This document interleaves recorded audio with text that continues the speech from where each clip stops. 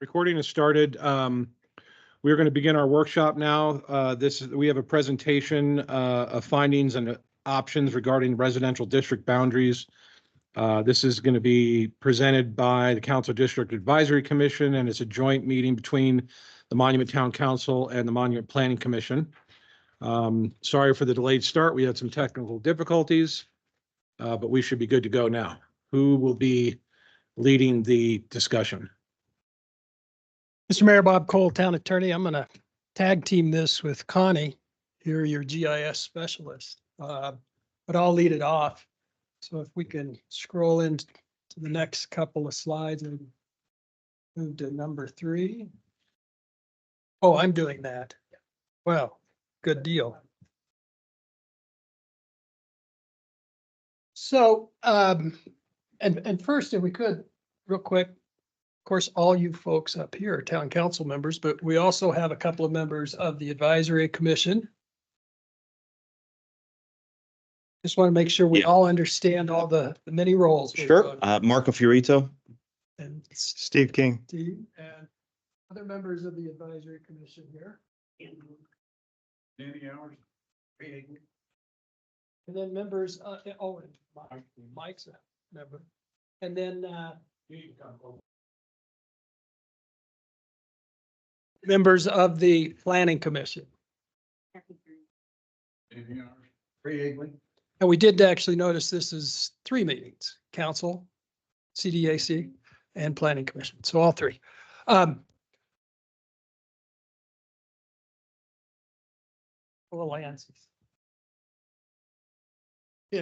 wander. So and I can actually see it a little better back here. So the first thing we looked at in this mission that we're here to talk about today is what your charter says and allows and requires. So section 2.2 of your charter currently divides the town into 2 council member, in the charter they're referred as 2 residential districts for the election of council members. And then 2.2 subsection 2 allows those boundaries to be changed by ordinance to maintain similar population between the districts.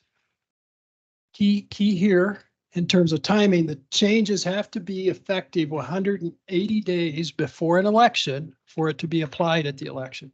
So you'll see in this presentation, that date is May 9th for this fall's election. We have to have an ordinance that's in effect. You can't adopt it on the 9th. It's got to be in effect, and we have a delay in when it's effective after the adoption for publication. And then another key here that we'll visit a little bit later is under your charter, the redistricting shall not disqualify a member of town council from office before the expiration of their term. So that's one of the things that we had to try to maintain in this effort. Remember, you elect 2 council members from each of these 2 districts. So 4 council members have to associate themselves with the residential district. So for as I understand it, though, just for clarity, on this upcoming election, with the 4 seats being up in the 2 in each district, the top vote getter will get a 4-year term, and the second vote getter, runner-up, if you will, would get a 2-year term. That way, at the next election, those 2-year terms would be up for 4-year terms. I have to tell you, I haven't looked at that. Okay, so because we can't have I haven't 4 people get elected to 4-year. That's right. That's right. That's right. We've got to continue to maintain staggered terms. The only reason I pause is I don't know if we're having this fall an election for 1 director from each council district, or as you suggest, 2 from each, with 1 at the short term. Here would be my understanding, just so we can kind of get this on record. My understanding would be Senna and me would remain at large because we're currently at large, which would open up the 2 from each district.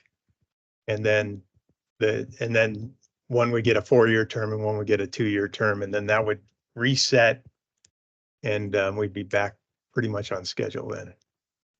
Yeah, I gotta tell you, I don't know. Sorry, I don't know. I do know that Jim Romanello was going to ask either town clerk or Laura about it at tonight's meeting. And if we have a break, I'll try to look at that. Yep. I think he was planning on being here this evening. Pretty sure Laura's not going to be here. Okay.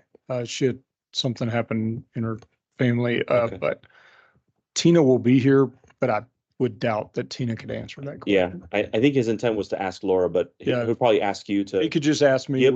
We can get you that information. Because we're going to need an ordinance We will. to kick off. You'll be adopting an election ordinance Right. probably in mid to late August. We'll have to have it in place by about August 9th, August 12th, somewhere in there, especially if we're doing a ballot issue. So yeah, Okay. we definitely for- will have an ordinance calling for the election. Well, currently, just to get you up to speed, because you might not know this part. So Laura is on a 2-year term. No, Marco is a 2-year term because he was appointed. Yeah. And Ken is on a 2-year term. Appointed. Well, he wasn't appointed. Oh, you were He elected. was elected, Gotcha. and Jim is running out of his term. Okay. So all these people will be up Okay. regardless. Yeah. Okay. So kicking off this process, you adopted ordinance 2023 last December. Again, it called for the 7 members of the council district advisory commission, 2 town council members, 2 residents. That's Dan and Brandy. Yeah, Brandy's not here.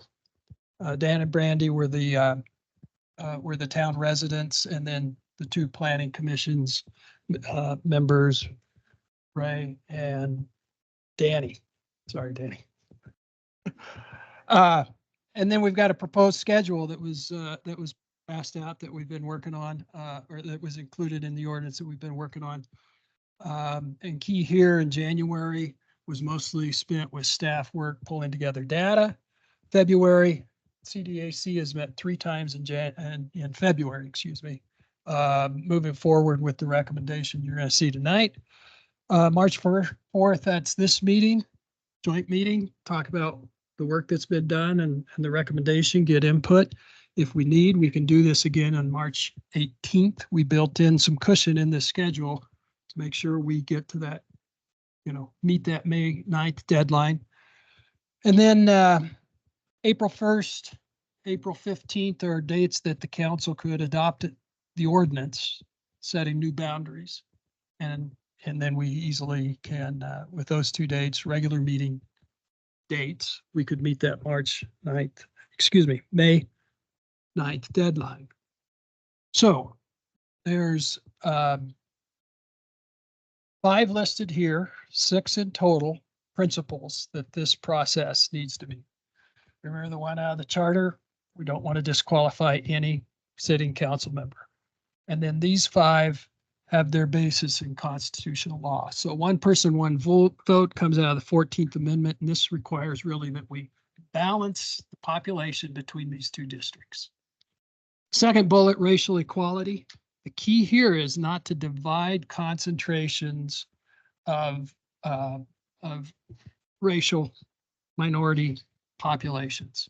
So if there's a concentration, you don't want to divide it because that dilutes the vote, and that's determined to be racial discrimination. Compactness. We want these districts as solid and compact as possible, not these kind of wild gerrymandering arms that we all studied in some level of school. So compactness and contiguity. We don't want isolated parcels that are associated with a district, but they don't touch. And then preservation of communities of interest. And this is a concept that says you want to try to keep together, and there's lots of factors here, and there's no real prioritization among these factors, but you want to consider and keep together as much as possible geography, demography, ethnicity, culture, socioeconomic status, trade, agriculture, or industrial identity, water issues, transportation concerns, and growth rates. Those last 4, maybe 5 come out of Colorado specific case law. those previous ones come out of constitutional law that's applicable nationwide. So that's the goal. Those are the goals that we have been pushing toward. And I think you're going to see a proposal tonight that meets that. And here I'm going to turn it over to Connie.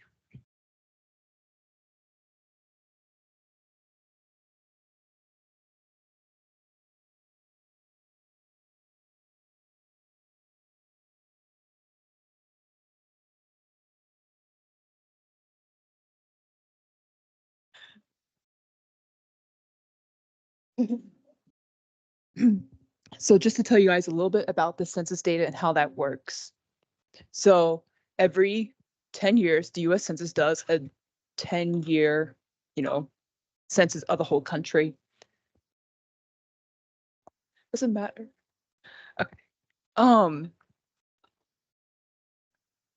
I want to put that down and hit and make all the noise. Can you hear me from this one or do I need? Okay.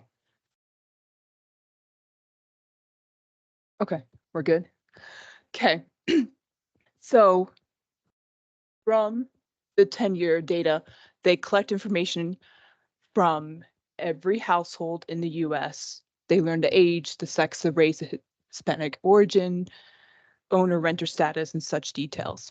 Now, the important part of this for us to understand is that it's divided, how the units are shaped. So they go from state to county to census tract to block group. That's the units, how they divide the data up. The census tract covers roughly 4,000 to 8,000 residents or inhabitants in that area. The block group is 250 to 550 household units. And the block groups are smaller units or like, city blocks, or this is a road, or this county border, town border. It's how they divide it up. So for that matter, because this goes down to such a low level, it's very ideal and perfect for us to be using because we're looking at a very small area that's just a town. Then every year, and oftentimes every month, the US Census also does another survey. This is a survey, not a census. This is where they look at 3.5 million different households throughout the whole US and Puerto Rico, and the territories. And they then take that 30% of all the households, roughly of all the US, because about 125 million households in the US. They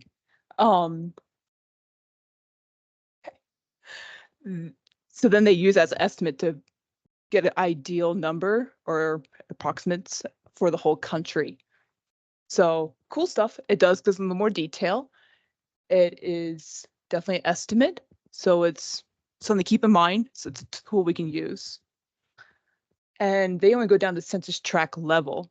So that's bigger area that they're looking at.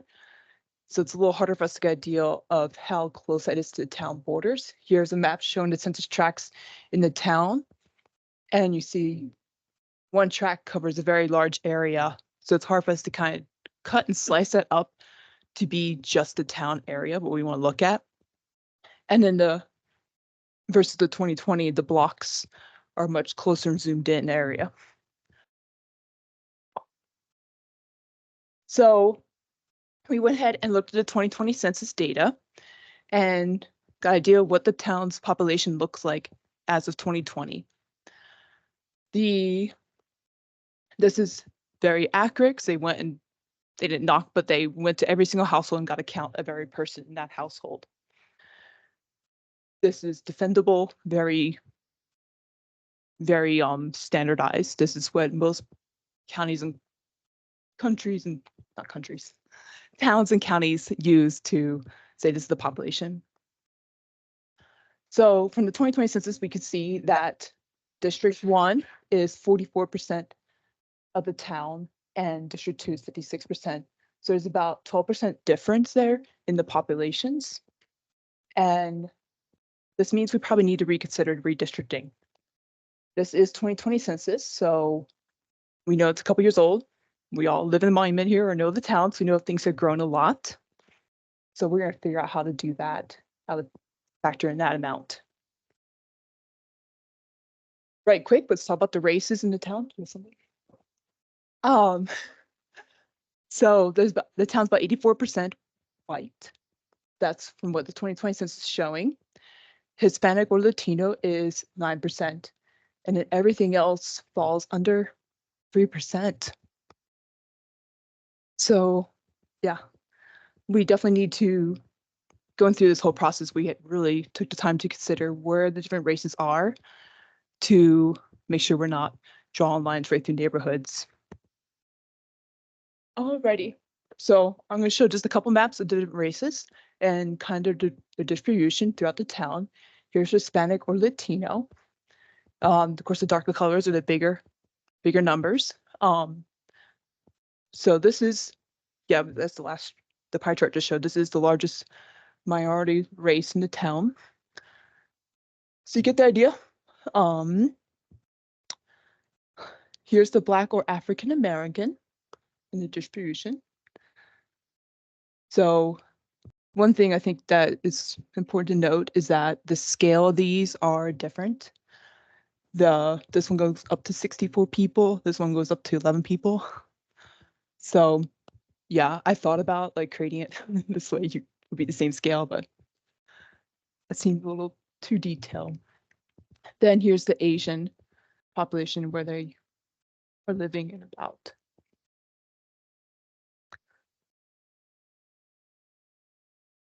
Okay. So the next problem was, okay, we think we need to redistrict, but how can we show the growth that's happened since the 2020 census? Because we've developed and grown and have annexations.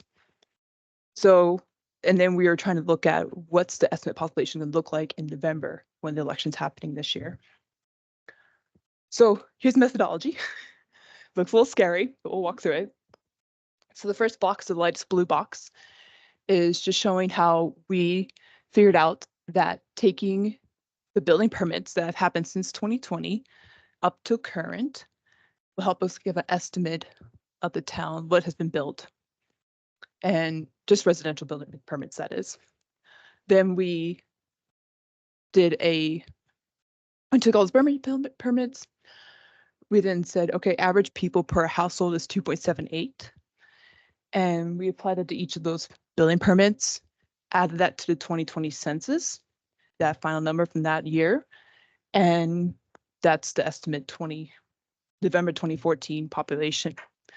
We then were going to use that number and check that with the estimates from the Census Bureau and like the state demographer's office.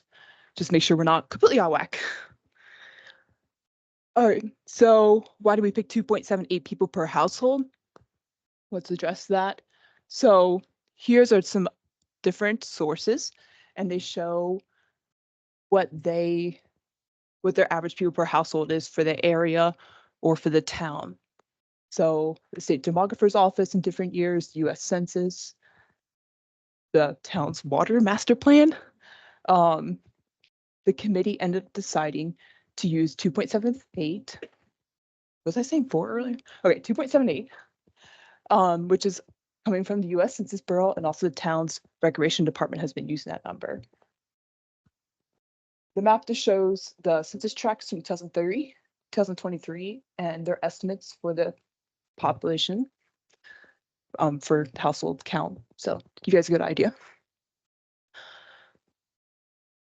So here's how that number compares with the rest of the numbers. So the orange one is kind of where the committee decided we're going to use this number and use this method, how to come across this number, how they got that number. And you can see how that matches up with the 2020 census and then the estimates from the state demographer's office in those years. And then I just did an average of the slice census tracts for the town. So that's estimates on top of estimates. That's why it's in italics. And the green is another method that we did, which was just taking every household and multiplying that by people per household. So not using 2020 census final total population at all. Alrighty. So this side looks a little scary. So from the building permits, we figured out, okay, there might be people building houses and didn't get included in the census because they weren't living here just yet. So we went back 120 days before the April 1st, 2020, which is when the US Census said this is the exact snapshot of every single people in the household for the 2020 census. So we went back 120 days, pulled in those building permits, pulled all the building permits we could from then up till now. And then like that's helpful, but the building permits covered each building, not each unit in the building. So I meant apartment complexes and like senior citizen living centers and any other multifamily household complexes in the town. So from what I understand, there's 5 multifamily households complexes in the town, 2 senior citizens, 3 apartment complexes. There's 2 of the senior citizens and 1 of those apartments were built and inhabited by the 2020 census. So I believe those numbers were factored into the census. The other 2 apartment complexes were built since then. So I literally got on the phone, called them up and said, how many units are in your complex? And then multiply that by 2.78 people per household. So they'll factor that in and get a really good estimate for the town's population. Alrighty. So here's how the numbers break down. This is just a map showing the current districts. The orange one is the method and the number that the committee decided to go with. So you give you an idea of where the estimates are. District 1 is about 5,600 people. District 2 is 8,400. It's a very large difference, 17% different. So from this estimate, it really looks like we do need to redistrict the town. Alrighty. So the committee has come up with some possible districts. This is the one that seems like everybody's liking on the committee. And I don't know if you can see it very well, but the line basically moved and a little bit includes like Jackson Creek and the little section down below Baptist Road. Yeah, I probably should not put orange.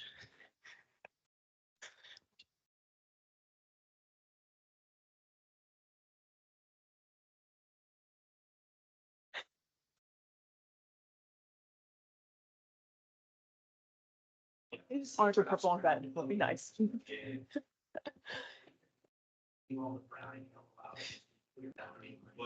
She's showing the map is showing population concentration. Mhm. And that will become evident when she gets to. Okay. So yeah, probably should not have done orange and red on orange and purple and red. So I'll know better. And so this is showing the District 1 numbers. It's about 7,200 and District 2, 7,100. 105 people difference, about 0.7%. So very low percent difference. There's also, as the town grows and changes, maybe there's some wiggle room in there, but definitely, may need to redistrict again at some point in the future. Probably will. Well, every time there's an election, we're going to look at our numbers Yes. until probably- we are built out. Yep. So I don't anticipate us being built out at the 2026 election. So we will have to go through this exercise again Mhm. until Yeah. we you may. stop getting building You may. requests. And this We'll keeps see. the contiguity together as well, so. So it's obviously very dense in Jackson Creek area, all the way out to Sanctuary Point. So you've carved some of that out in anticipation of November numbers and moved them into District 1. Correct. And we use Jackson Creek Parkway as the dividing line. And then what I've termed the hanging chad south of the south of That's the hanging Baptist chad. Road, that hanging piece. Where the Mark apartments are. Yeah, where the Yeah. Fairfield and the apartment complex. Bob, for the record, Bob doesn't like that term.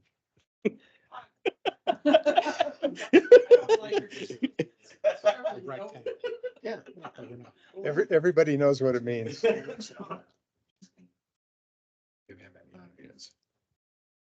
You ready? So bring it back to what we're trying to accomplish again and what we believe we did. And, you know, we can go back and look at some of the other slides to illustrate this, but we believe this plan does not disqualify any sitting council member. The 4 existing district council members will remain in their current districts, and no one is, no one before their expiration of their term is going to be disqualified. The balance that Connie just explained in population meets the 1 person, 1 vote constitutional requirement. We're very close. 0.7 was incredibly close. I've never worked on a plan that came out this close. So Because last election, it was what percentage was it? 12%. Yeah. So it's a little bit of an improvement. But it was based on projections. yeah. So the racial equality, if you remember those racial maps and kind of what I call the hot spots, the darkest areas. And then if you remember how this new boundary is drawn on the east side of Jackson Creek and go down and catches that hanging chad, those were not areas of dark color on any of those maps. And also remember that the racial distribution or the racial percentages, 20% Latino, 7. That's the largest number associated with a racial minority, 7%. And then the next highest percentages are African American, Black, and Asian, and those were both 2%. And then it drops to 1. And the requirement is not to split concentrations of large numbers of racial minorities. So I think 2% is arguably not even a large number, maybe 7 is it, but either way, this doesn't split them up. So I think clearly we're meeting that requirement. Compactness, substantially the same size. I don't know if Connie's run a area perimeter to tell you how much is in either, but the eyeball tells me they're relatively close. Key point here though is to the extent they're off, the case law recognizes the priority is population equality. And if the size, the geographic size has to deviate to meet that population equivalency, that's the priority. So any deviation in that compactness, same size issue is okay. So I think we're good there. And then communities of interest, and this goes back to some philosophy that I think was present with your current district boundaries establishment. And the philosophy was Tri-View Metro District has, some distinct communities of interest. And then outside of Tri-View has its distinct community of interest. And this plan largely, not completely, but largely keeps that Tri-View area intact in District 2. Some of it is moved to District 1, but necessary to balance the population. And then the factors that make that a significant community of interest to consider and rely on, the town provides water, roads, recreation services, and other services in District 1. Monument Sanitation District provides sewer in District 1. District 1, again, is largely outside of Tri-View. District 1 for water service currently doesn't have a renewable water supply, is working on that. The town establishes water rates and fees for that area. The town will decide what is the plan for a renewable water service for that area. That all kind of comes together and serves that District 1 well. District 2, it's kind of the opposite. All those services are provided by Tri-View. Tri-View will provide water, sewer, roads, and recreation. The largest concentration of population, you can remember those population maps that show the dark to light. Largest concentration within Triview is within District 2 still. And then Triview has its own existing renewable water source and sets all the rates and fees for that area. So the commission members and, invite any of the commission members to talk to this point, felt that that was an appropriate way to look at this community of interest requirement. And I think reviewing it meets the legal standards. So that's the end of our presentation. Would invite any questions or maybe Mr. Mayor, if we could, invite first comments from the commission members if they have anything to say, because this is really their proposal, not Connie and mine. We helped provide the information, but they are making this as the proposal. Yeah, if they have anything they'd like to add to the process or the decision making, I'm sure the council would like to hear it. But from the microphone, please. Sorry. Don't sign. This requires exercise. I'm going to redistrict you. Be careful.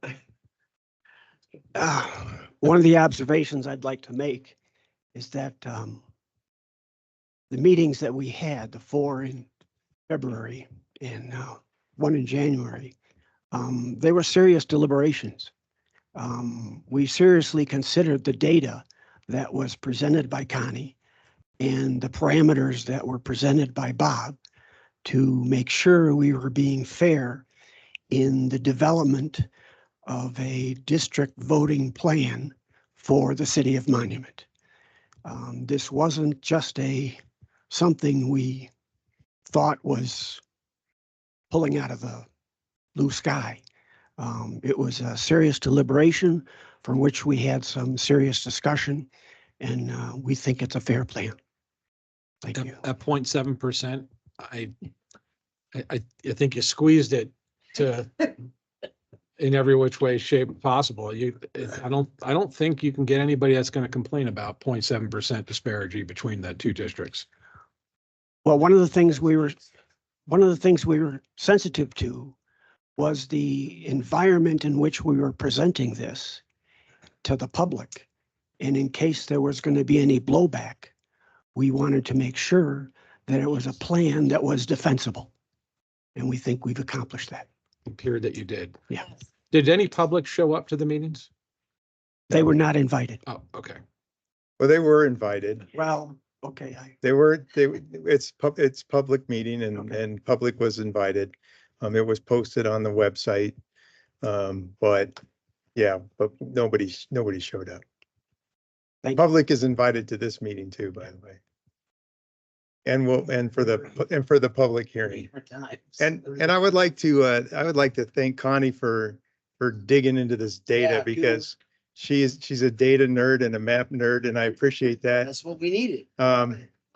Ideally, it would have been nice to keep Triview separate and the rest of the town separate just for the water issues, but population takes precedent and we had to deal with that. And that will be a moving target as things get built out. When we originally set this up, we thought Connexus would be further along. We thought Monument Junction would be further along.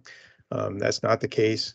And but for the next several elections, I suspect we'll probably be at least looking at this, if not changing it again. So I think everybody came together and did a great job, and I appreciate everybody and their differing opinions, and people dug into this and looked at population data on their own, and when we all sat down, it seemed to work out between everybody's different data sources, all kind of arrived at the same conclusion. So I just want to thank everybody for that. Yeah, I want to give kudos to the council too, because Connie would not be sitting there if you would not have approved our idea of having a GIS tech added to our town. So we really appreciate y'all's support in adding a GIS tech, because this would have been a lot more difficult task without Connie being here. Yeah, I'll piggyback on that. It was clearly and painfully obvious the need for this town to have a GIS. I think we won the lottery with Connie. And I think we won the lottery with Bob as well on the attorney piece as well. Yeah, I would add that 2.78. That was probably the biggest discussion that we had.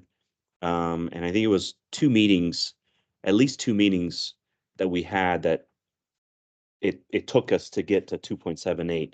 And it was very deliberate. It was very geeky and nerdy, because we were literally, well, some of us were literally counting individual units, and trying to figure out the right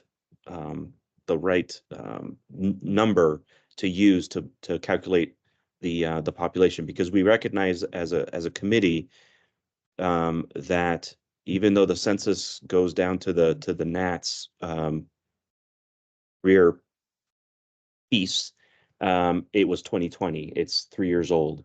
And so we needed to figure out a way to account for the recent construction. And so it was a huge learning experience for me, and hopefully for everybody else.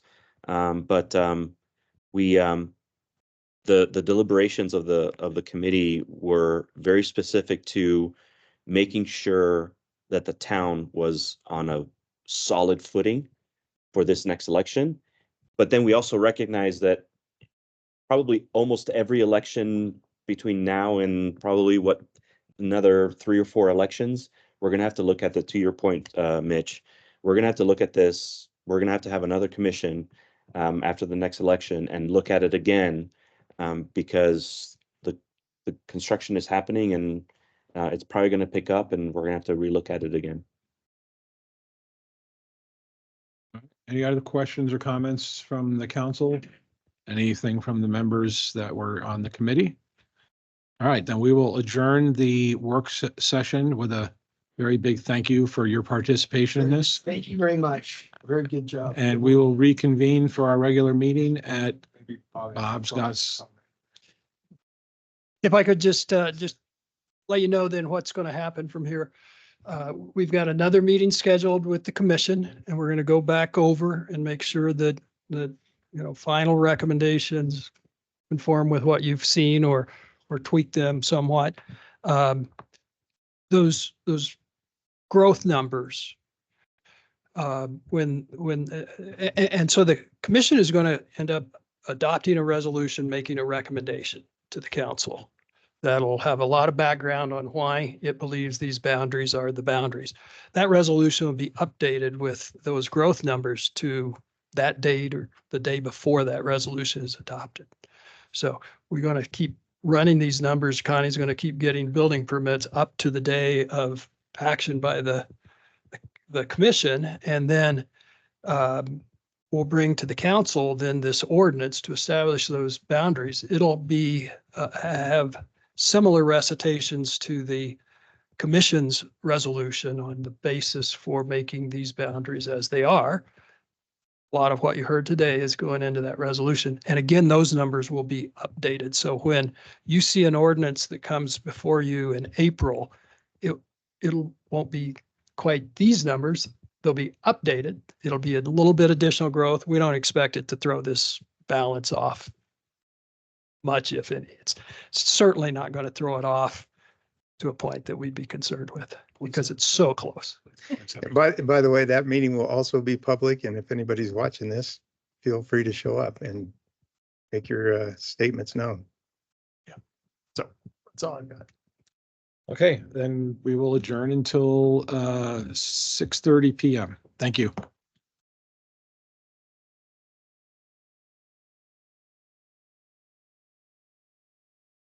We started.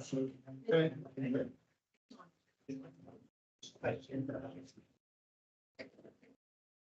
call to order this regular meeting of the Monument Town Council, February 20th, 2024.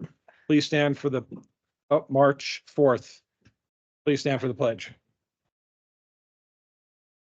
Pledge allegiance to the flag of the United States of America, to the republic for which it stands, one nation under God, indivisible, with liberty and justice for all.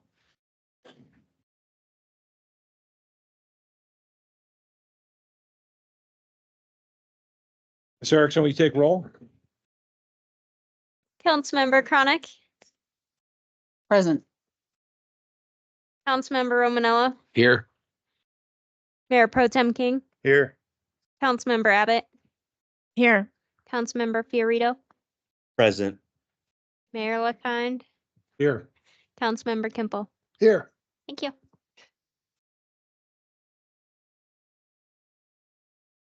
Okay, first up, disclosures of conflicts of interest. Anybody on the council have any conflicts of interest they need to disclose? Mr. Mayor, I received no notices of conflicts for this meeting. Okay, seeing none, we'll move on. We have a consent agenda and agenda. Is there any modifications to the agenda? Seeing none, I'll look for a motion. Make a motion to approve agenda and consent agenda as presented. Second. A motion, a second. Councilmember Fiorito, Aye. Mayor Pro Tem King, Yes. Councilmember Kimple, Yes. Councilmember Romanella, Yes. Councilmember Abbott, Yes.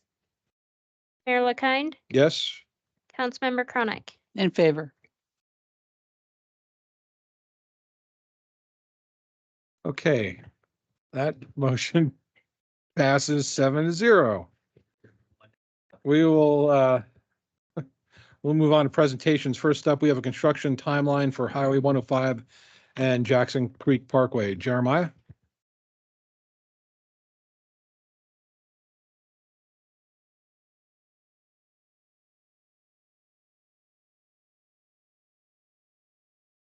Public Works Deputy or Assistant Director. Here tonight to talk about a couple things along Jackson Creek Parkway, both from the component of the development that's happening at Highway 105, as well as what the town is doing from basically Fat Tire to the south to Higbee Road. And then there's some discussion about the Higbee Road classification. So there's going to be a lot of crossover with this, all of these items tonight. But I would like to start out with just understanding that the update for Jackson Creek Parkway in terms of what's happening at Highway 105 is a multi-jurisdictional effort between Classic Homes, the town of Monument, and the county. We do have some folks here tonight with Classic Homes that are going to kind of speak to their component. Because again, much of the construction that's happening on Jackson Creek Parkway at that particular intersection is being managed and built by the developer themselves. So I think the thing that's important for the town that we can communicate is what's happening specifically with CDOT. There is a water quality feature that's being proposed to be built at the interchange there of I-25 and Highway 105. And so there is currently underway discussions with the county, the town, and CDOT on who's ultimately going to be responsible for the maintenance of that water quality feature. And I think Mike can speak to this. We're going to be having a conversation with them. The position of Public Works is that we do not want to be the ones actually maintaining this facility because it is a permitted facility. Again, I don't have what the outcome will be on that determination, but from a Public Works standpoint, we've taken the position that we do not want to maintain it. I'm sure there'll be some level of financial commitment that we have to participate in the maintenance of that feature because there is, you know, again, it's almost an equal split between each entity that's contributing to that water quality bond. But with that, I think I'll introduce Classic Homes with Steve. Before you take off though. Yep. Because I really hate the term water quality feature. It sounds like a a benefit to the town. Well, so it's a pond. Yeah, I It's a get it. retreatment I pond, just, yeah. pond would be a better term probably because, but what is causing that to be a mitigation issue? Well, there's an existing facility there. We'll just call that it's an MS4 permanent. Use all facility. these words that, And so there, water is collecting there, and is basically part of the existing storm drainage that comes off of 105. However, because of all the improvements that are going on in the area, in specific, the turn lanes that are associated with turning off of 105 onto Jackson Creek Parkway is requiring a widening essentially. And as a result of that we need to improve the infrastructures along the corridor. Now, the county is also participating in some of that, and that is why we're having discussions with the county, CDOT, and the town involved in this discussion to determine where that responsibility or the majority of the responsibility lie. But so to answer your question specifically is it's all of the construction that's going on in this general vicinity of Highway 105 and Jackson Creek Parkway, Knollwood, all of those sorts of things that have triggered the need to improve the pond. And I believe Steve here can even speak to a little bit more. Real quick, let me add to that, Mayor Pro Tem, is that it's an existing pond. It's been there for years and years and years. Right. It's not in the town of Monument. It's Right. on CDOT right away, outside the town limits. And Classic Homes is going to be rebuilding it, restructuring it for all the runoff from their property, from the town of Monument and everything like that. The issue is who's going to maintain it in the future. Right. And like Jeremiah said, that's a huge issue for us to maintain something outside of our town limits that has a permitting process that includes a permit for the cleaning out, mowing, everything like that of the pond, but also a traffic control and plan the liability. and a liability.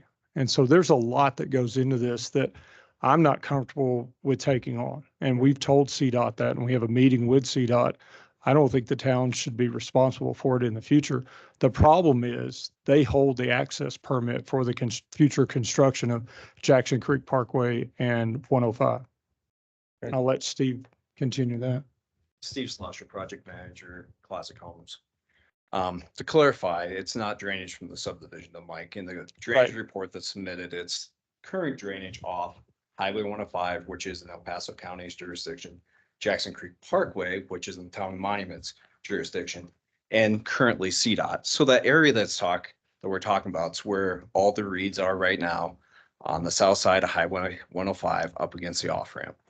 So anytime you do an improvement, you need to bring something up where that off ramp was put in today. The requirements by the EPA are significantly different, right? So your stormwater quality in ponds and features are different than what they were before, treating that water, dispersing that water at a lower rate. So as the design came together with CDOT and what their recommendations and requirements are, it needs to be a quality pond. So instead of just running straight through the water, or through that culvert into the waterway, you need to treat that water that's coming off because all the improvements are happening in that area. So and I've got a question. If this is owned by CDOT and they're not taking into account your development for runoff, right? Nothing's changed other than what will be an intersection to make it wider. So first off, why does CDOT hold any access permit capability on county road? And because 105 is county at where Jackson Creek is, and why right away. Is there right away? So everything on that south side is CDOT right away. So with the requirement of that right through southbound, everything pushes into their right away. So they're requiring Classic Homes to widen 105. And so when they widen that, they get into CDOT's right away. So is it? And This so multi-jurisdiction came together. I mean, this has been a year and a half, almost 2 years since I worked on this project. You have traffic engineers and experts from all three jurisdictions commenting, laying this out exactly how this intersection is going to work. So with that, through right southbound on Jackson Creek Parkway, which it needs to make the dual left westbound coming off Jackson Creek, it pushes it, the roadway pushes in the right of way, just as it does on the east side, pushes into El Paso County's right of way with the widening, with the dual left southbound. So as this road expansion goes and as we go to 4 lanes, dual lefts, dual rights onto and off of Jackson Creek Parkway, you're pushing into the right of way of other jurisdictions. Which is ultimately is what's affecting the access permit. It's because you're tying into a state highway essentially. By adding. You probably want to capacity. get in front of the mic. So adding capacity to the right of way of CDOT on 105 is what's triggering the access. It's one lane. What's that? It's one lane, is it not? Well, we're adding multiple turn lanes. So on southbound going on to Jackson Creek Parkway, we're adding turn lanes. So that is all CDOT right of way. So essentially we're impacting their right of way, which is why there's an access permit for Classic Homes to be able to work on Jackson Creek Parkway because of the widening of that project. So the current intersection at Jackson Creek Parkway on Highway 105 cannot remain the same in order to develop Jackson Creek Parkway. Which we all know those improvements, 4 lane needs to happen. The dual rights, the dual lefts onto and off of Jackson Creek Parkway. And then your through lanes will improve as well because you have through traffic and your right turns onto eastbound Highway 105 and then on the Jackson Creek Parkway. And so the amount of impervious lanes that you're adding to it is going to impact this pond. And so now CDOT is saying that we need to pay for its maintenance.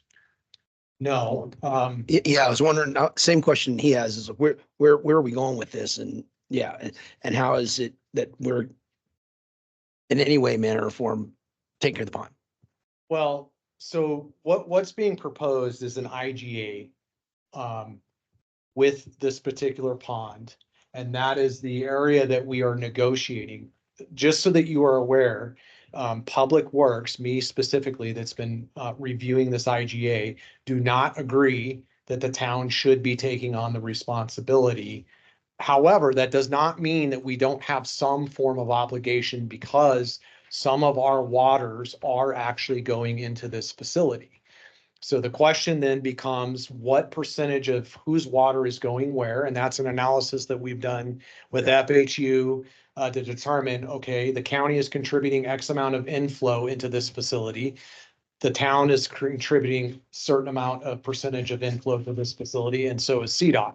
So the way that it breaks out, it's almost even, but the town does have the least amount of inflow, meaning water that we're putting into this facility. And the town has the least amount of financial resource and labor capacity to maintain it.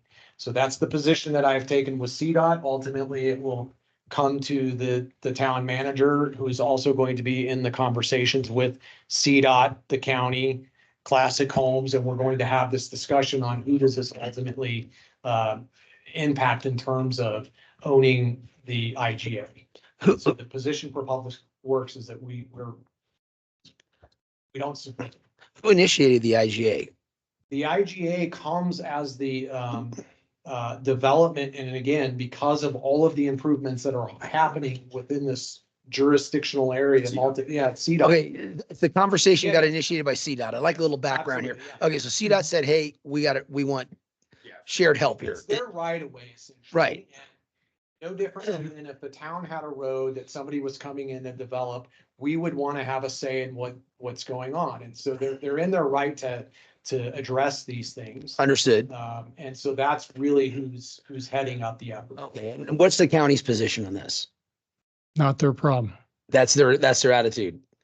That's what they've told us. They, Okay. I mean, that was last week. Last week, they sent us an email, and even on a couple of other things, they said, not ours to fix. The It's county is expanding the road on 105 to 4 and 6 lanes, depending on where you're at. east of this. East of this, the water is going to be flowing downhill into this pond. They probably will be contributing, I'm guessing from your numbers, more water to this pond than they had previously, since as I can attest from looking out my window, there was land where grass grew and trees were, and now there's going to be Concrete. pavement. Yeah, the drainage report, it's like Jeremiah's saying, is you look at the overall drainage report and those contributions are happening today. Again, what's triggering this is the widening of Highway 105 and Jackson Creek Parkway. Now you're going into the right of way.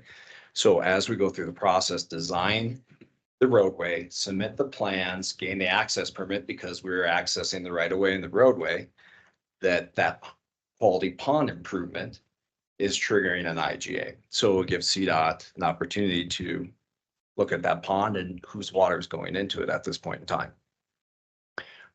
So what our plan is, hopefully in this meeting, is we'll discuss the IGA. We'll have all the parties there and hopefully come up with some kind of compromise to where we're not responsible for future maintenance. Because I agree with Jeremiah. The scariest part of this is the future maintenance. Now, the cost of it, the cost of the improvements and everything like that, we've got an agreement with Classic Homes. They're taking care of that for us. But it's the future maintenance. It's unknown. We don't have the staff. We don't have the equipment, nor do we have the time to be able to maintain that. So then And it so there may be a cost to the town, you know. write do the have check, some but we're not responsible. We have some for the work. responsibility there. And so what we're hoping is that CDOT will take on the responsibility of the maintenance and we'll have a annual maintenance payment or something like that. And so who's attending this meeting? Hopefully the county is as well, Yes, Okay. county will be there. because that was going to be my suggestion, Mike, Parties are there. is figure out how much water Mhm. is going to be contributed by each party. And to the mayor's point, lots of extra concrete and asphalt probably adds a lot of more water, right? More than, 6 lanes, more than, I don't know, 4, probably. I'm not a math major, not an engineer by any stretch of the imagination. So I would think a graduated, hey, you're going to be providing X, so you're going to provide, this amount, and you're contributing Y water, so you're going to provide this much. To me, that's That's what we're pushing. okay. Yeah, that's what we're pushing. But CDOT would be, to me, in my pea brain, CDOT would be responsible for the maintenance, and then the other parties provide a contribution. And that's where your staff's and Jeremiah's Okay. done a good job. Right. Since he's Yeah. draft documents that push this forward. The unfortunate part about this with CDOT is until the IGA is in place, it doesn't unlock the access permit. Right. The plan, the design, the 2 years of work on this are all approved. But until that IGA is in place, construction doesn't start. The access permit is not granted on behalf of the town, sort of delaying everything else. So I think took on this portion of the T of Highway 105 Jackson Creek Parkway for our contribution to Jackson Creek Parkway. And it's a good thing because all the jurisdictions that we're working with, the county, the town and everything, trying to get this together and get it to the finish line, which we thought we could do it quicker, which we're seeing the results of that. The last piece of this puzzle is CDOT.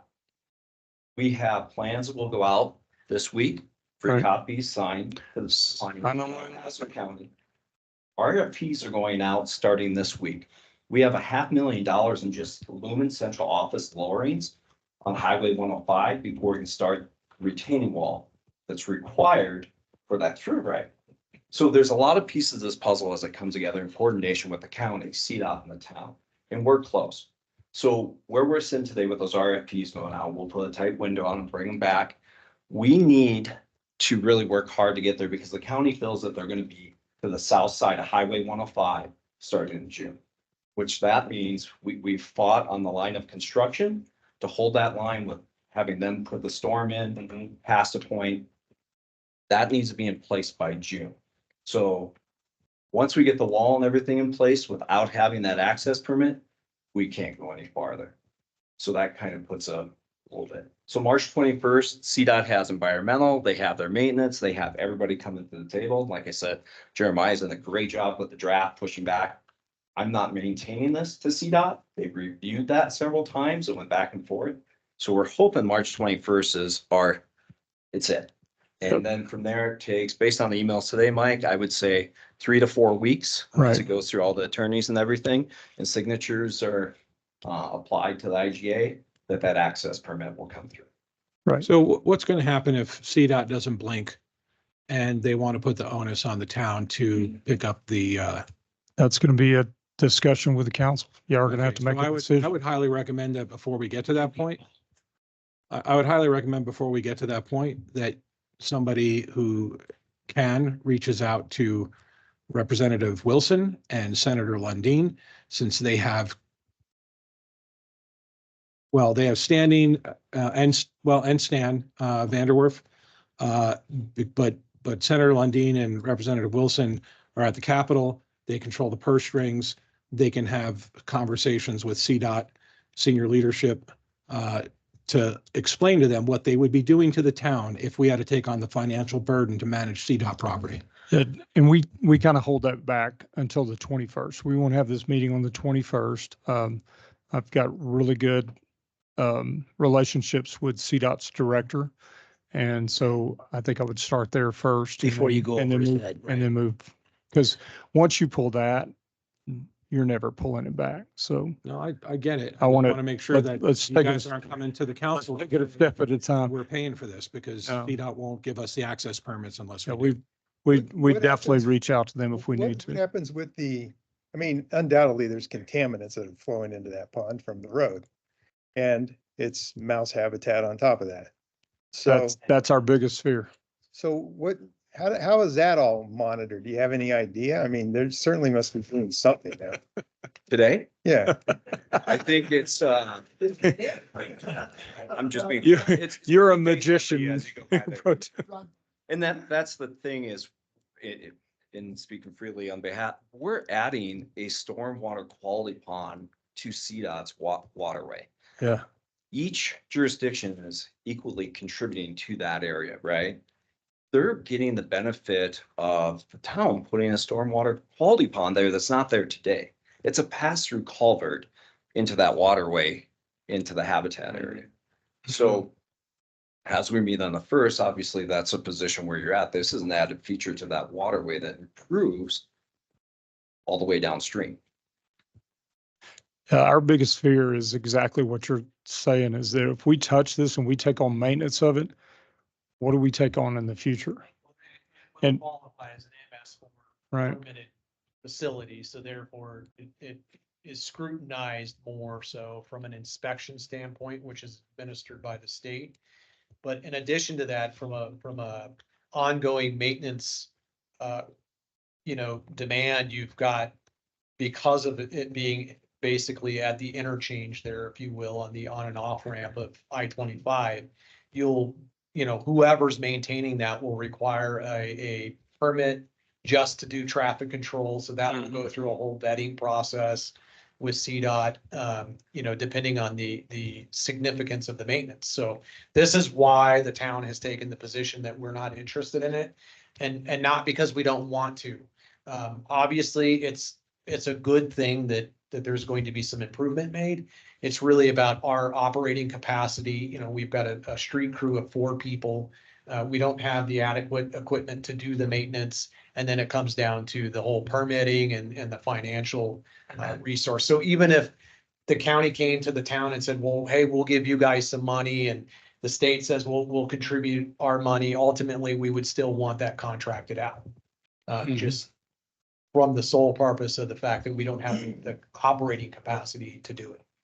So that's why, I've taken the position with the county that you have a very large maintenance operation. You've got large equipment, large groups of staff, more financial resource than the town. And though the splits between the intake in terms of water, what we're putting into that pond, what the county's putting into it, and what the state's putting into it, there's not a huge gap there in discrepancy. I mean, we're talking, in single digit percentages, but it's really about our ability to maintain it. So so you can elaborate more to not just the council, but to the residents. Do you have an estimate, say if the town did take this over and we got fined by the environmental due to some kind of chemicals that they saw or whatever, whether it's during the snow season or something else, because of the runoff and everything else. What kind of fines would the town be looking at if we were solely responsible? Well, I will just say, you know, I'm using 25+ years experience that typically you're not going to find a scenario unless there's a major spill of some sort, like a truck rolls over or something like that. But, you know, all of the whole purpose of Classic Homes going in there and making the improvement is to prevent that from getting into the bigger contributor to the system. What you will find, however, from a fine standpoint, is that because it is an MS4 permitted facility, when they come out and do an inspection and say, hey, you need to do this type of maintenance, if it's erosion, if it's just general cleaning and upkeep, they will identify those things. And if you don't respond in a certain amount of time, that's when you start incurring the fines.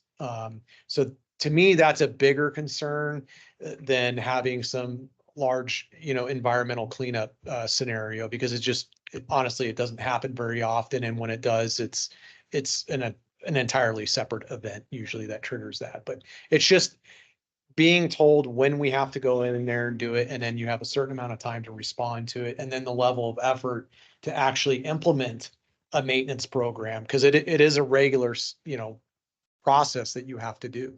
And inspections happen, you know, typically a couple times a year. So it's just really about having the ability to get in there. If this was on town property, it wouldn't be as big of a deal, but the fact that it's at a major interchange, just the traffic control component of it is significant. And it always is when you're getting a permit, access permit through CDOT. So, you know, that's kind of, I think, the biggest concern for the town. And for context, this is not a big pond either. Yeah. You know, it's not like the one ditch. on Union Junction, west side of Full Spectrum pond treatment facilities. So this is really what's there today, improving that structure to make it a true treatment facility. So that basically it treats a waterway before it goes down the street. Because today it's just passing through. And I think the thing that you need to remember, and I think Steve mentioned this earlier, the traffic is bad at that intersection today. There's a lot of construction going on. We need to get this construction done this year. This could delay us into 2025 if we don't get this done. Thing is, we've worked with El Paso County for the last year and a half, really to get this to merge with that section, so the traffic comes together for the community. So it's not a start and stop. So it's just continuing through. And also with that line of construction on behalf of the town, Right. because our portion's a contribution amount to Jackson Creek Parkway. So we worked really hard with the county for the last year and a half to make this kind of merge together. And that's important as well as us coming together in June. So if we get in there and we have our next steps in place, as I mentioned, then the county can just continue through, hook on to the storm, bring it through the town section, and then over to the pond area. So that's part of it as well. Why the importance of this access permit is so that this construction project continues with El Paso County and aligns with that schedule that we set forth that's on the website. Okay, well, yeah, thanks a lot, Steve. And Jeremiah. Did you want to go through your schedule, Steve? I kind of did, you know, the complete overlay, and I think a lot of people have, as I've seen this several times, as we talk Monument Junction traffic, what's all involved. You're gonna have a light at Fat Tire, which is part of being triggered by Lot 1. Once that user goes in place, that warrant for that traffic signal goes on Fat Tire. The signalization's improved. The permanent signalization, now you just have the string traffic lights on 105 and Jackson Creek Parkway. There's a large retaining wall, which I mentioned, at the Lumen Central Office, which is critical to this region for fiber. And there's a major duct lowering there. I think there's a reason why Highway 105 hasn't been improved for a long time, and El Paso County is figuring that out right now, because it's a nest of utilities in there. Some that have been located on the suit, some it's a scavenger hunt. So the part of their delays, they're unearthing stuff that nobody knew was there. And some of which we've seen come public with hitting certain things. There's a lot in that area. So that corner has almost 30 to 45 days of just fiber, electric, relocates, lowerings and everything just to get that portion done. So when we're putting RFPs out, we're putting a close date first part of April so that we can begin right away on the grading, lowering and starting that. I would anticipate the whole construction project from the starting on the east side to the west, taking around 8 months to 10 months. That's perfect scenario, obviously, without weather. I think we're pretty close when we put the interim improvements on Jackson Creek Parkway. We shot while school was out. Everybody knows what happened this summer. So it pushed us about 20 days off schedule.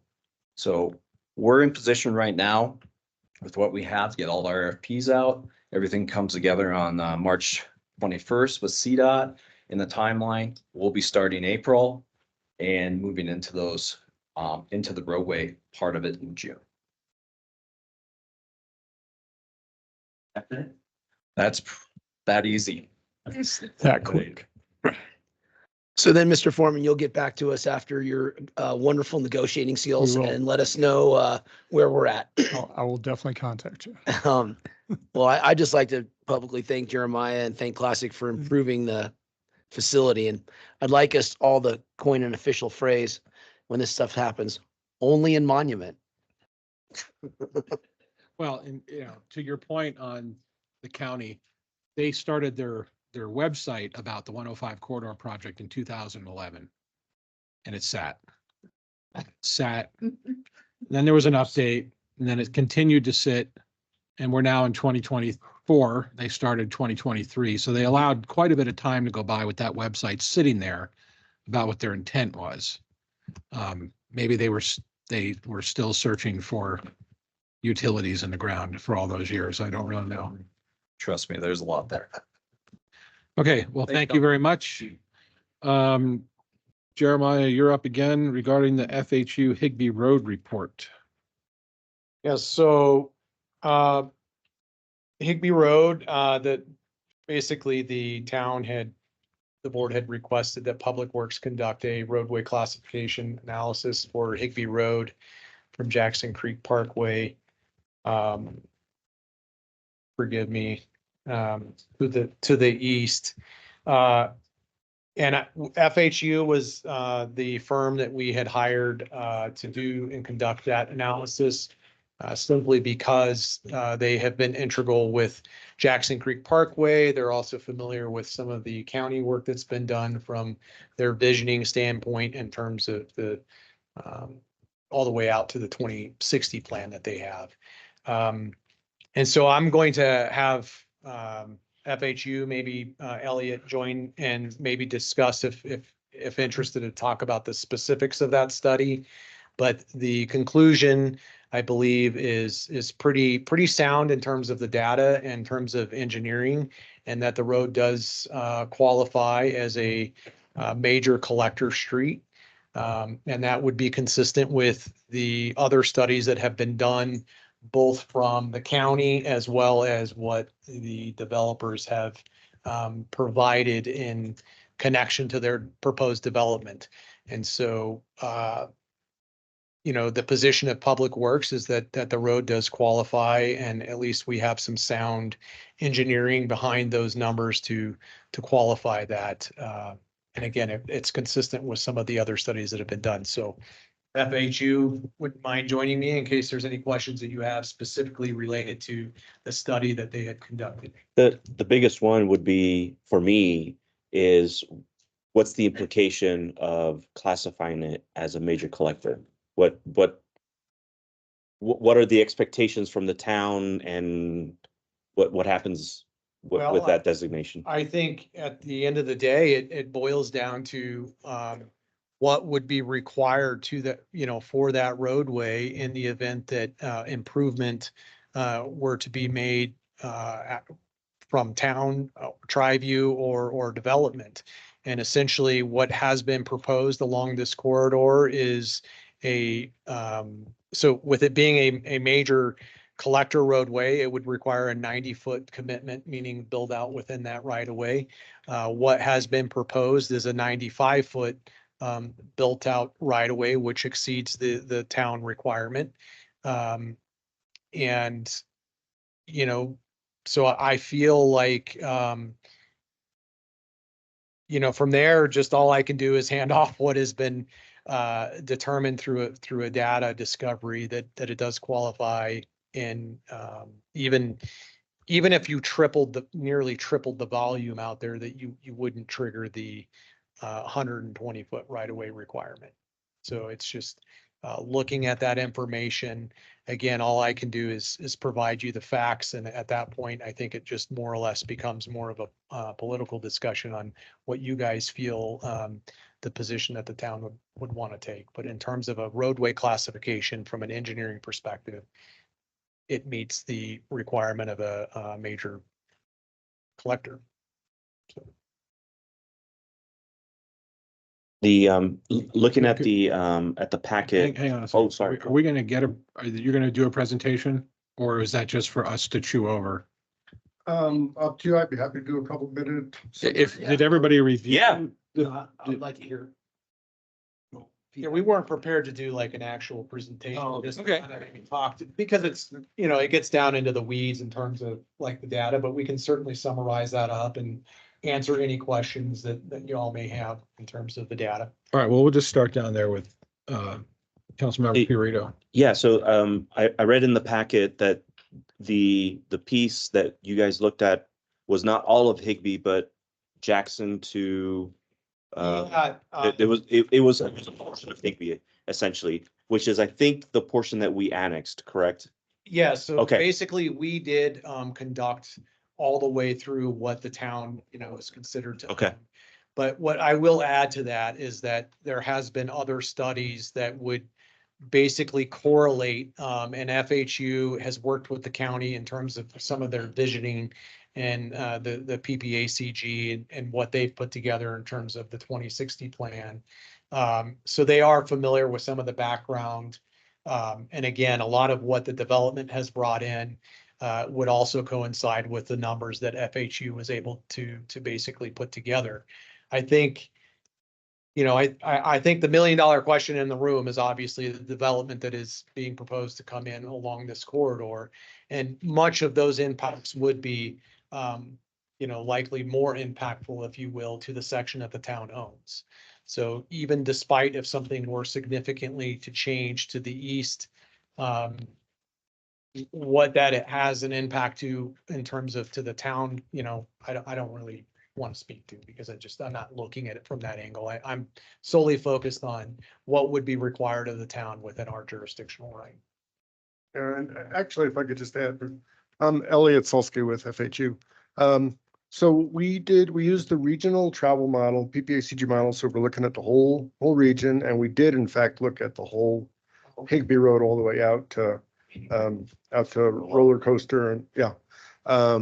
And the numbers that we got for forecasts, which included, and we looked at all the development that's now being planned, both in the town and a couple in the county, made sure that the PPACG forecasts for households and employment had showed plenty of growth to absorb what is, look like it's cooking now. So we were comfortable that those forecasts were pretty good. And what we ended up seeing for 2045 forecasts, so long range forecasts, were kind of at the 2,500 vehicle per day range, just immediately east of Jackson Creek, and then diminishing to more like 1,000 to 1,500 out towards Roller Coaster Road. So kind of 2,000 plus or minus. And then the capacity of a 2-lane collector, as in a major collector, is in the 6,000, 7,000, 8,000 vehicle day range. So as Jeremiah said, you could triple what we're getting with forecasts that are pretty conservative and still be comfortable in their tooling. The only other question I have, and Steve can probably speak to this better than I can, but my concern is the 95-foot easements on either side of the road. My concern is to the north of Higbee, which is not annexed in the town. How will that impact? I'm talking like near Fair Play? Fair play. Yeah, that's the That, one. and then further east, that area is, to my knowledge, not annexed within the town. How will that affect those property locations, and what's the next step for the town to do for that piece? Well, I mean, if you're talking about to the east of that, you know, honestly, that's really a county determination and what would come in for them to review in terms of development. And so their responsibility would lie with the review of that and what they felt was in the best interest of the corridor for them. But going back to the 95, so what has been proposed out there, if, and correct me if I'm wrong, it is 95 foot built out. And so it does exceed, you know, in terms of what we would require from a road classification. You know, by Let's 10 keep, foot. let's. I'd like to clarify To, the road study, because we're not talking about a development. Right. Okay. Yeah, you're talking about street widths and in pavement design and construction standards, it says paved width shall be 46 feet, flow line to flow line shall measure 50 feet. That's for 2 travel lanes. Yeah, let me pull this up here.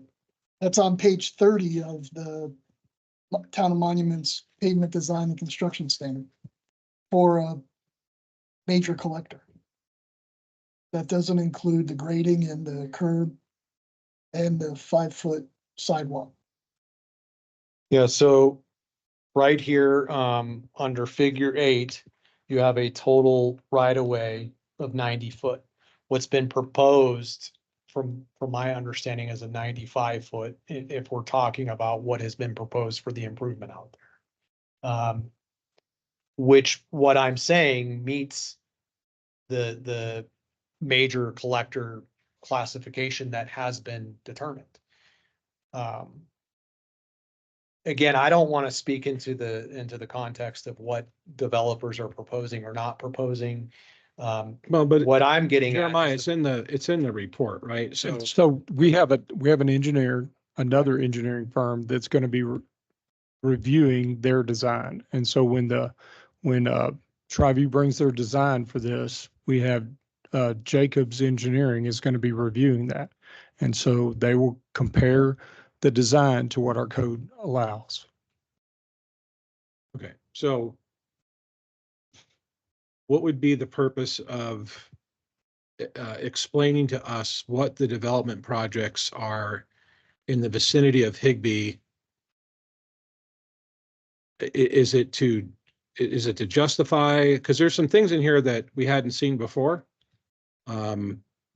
Like yet to be proposed new 528 multifamily unit in a mixed unit development. I've not heard anything about that. And it's indicated to be on the west side of Jackson Creek, just south of Higbee. And the commercial area that's across the street from the football field, from what I understand, is possibly going to be a large box store, which probably has supporting anchor stores with it. I just don't see, from that section anyway, from that intersection east to, let's say, Bowstring, how it's possible that we would want to not have as wide a possible roadway to match those in similar areas along Baptist, what's being proposed on 105, and Jackson Creek itself. And we would just take Higbee and say, because the precedent is set, right? All of these major roads on the east side of I-25 are going to be 4+ lanes at 120 feet. But we're saying Higbee, right next to what's potentially going to be 1,000 multifamily units, plus a giant box store, which is going to compete with another box store that's already in town, which has 120 feet surrounding it, why this road would be recommended to be only 90 feet. And yes, I understand 95 feet. I'm going to refer back to the data that I'm not here to take a position on development, and I'm not making a recommendation for development. What I am presenting is what the board had asked for, which was for a study to be done along Higbee roadway to determine what the classification would be from an engineering perspective. And that is what I'm presenting today, but I am not taking a position one way or another with a development. That would be something that No, would go through And plan. I understand, but the study took into consideration proposed development. That's because there are developments that have been proposed and there have been studies that have been provided.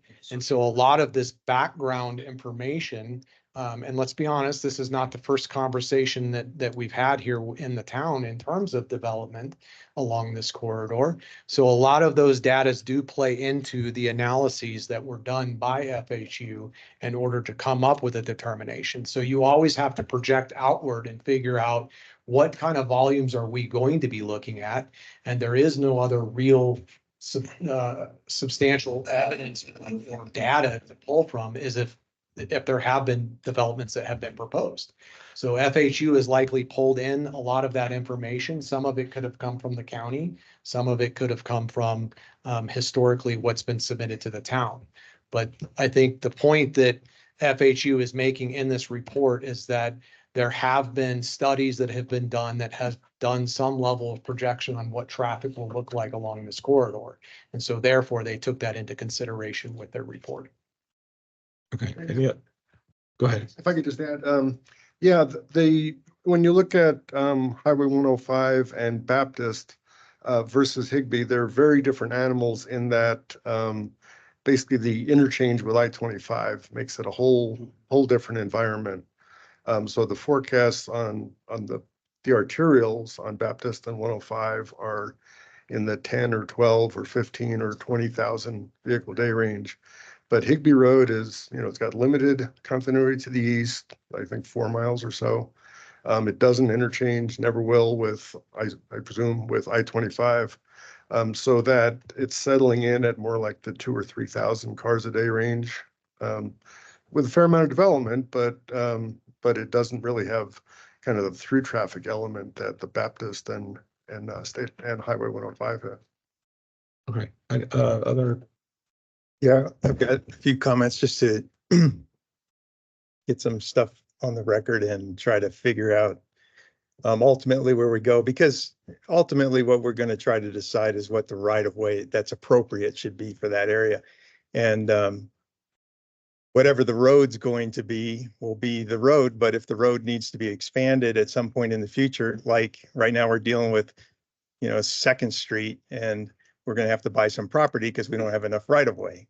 And I'd hate to get into that situation there. So we need to, do this correctly. And a lot of roads are designated collectors. In fact, most of them are, but yet the right of ways are like all over the place. Leather Chaps is 90 feet, Baptist east of I-25 is 120, but west of I-25 is 180.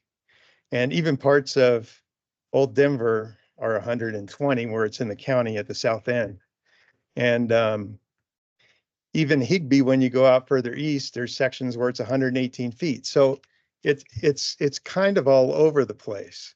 And what concerns me the most is the high school, the roundabout in front of the high school. There's 4 access points projected to go into the high school, which doesn't seem like it meets the requirement for distances. And there's all kinds of posts on Nextdoor and Facebook and other things about people just driving straight over these roundabouts. And with a high school parking lot, my guess is they'll just drive straight across. And with, the potential for commercial space there, that section in particularly concerns me. But even going back further, in 2013, there was a 5th amendment made to this development and rezoning plan where it realigned Higbee Road coming more through the center of this, and there was 120-foot right-of-way allowed for that. And then there was a 6th amendment done in 2015 where it kept Higbee in the same location and turned it into 100-foot right-of-way. but then had a series of 80-foot collectors going through, I assume to take some of the load of the traffic off. And currently there's no 80-foot collectors that are going through that property. They're all 60 feet. But Higbee is already designated at 100 feet. And that was the property owners coming to the town to rezone it, to establish that right of way. And then the last time when they came in, they wanted 70 feet. So I don't think we should just keep giving up our right of way when we have to establish at some point what an appropriate right of way is, and not in the future put it on the taxpayers to have to buy back property. So that part is the part that concerns me, mainly in front of the high school. As we get further out east, it doesn't concern me as much. I mean, they've already committed to 100-foot right of way on here.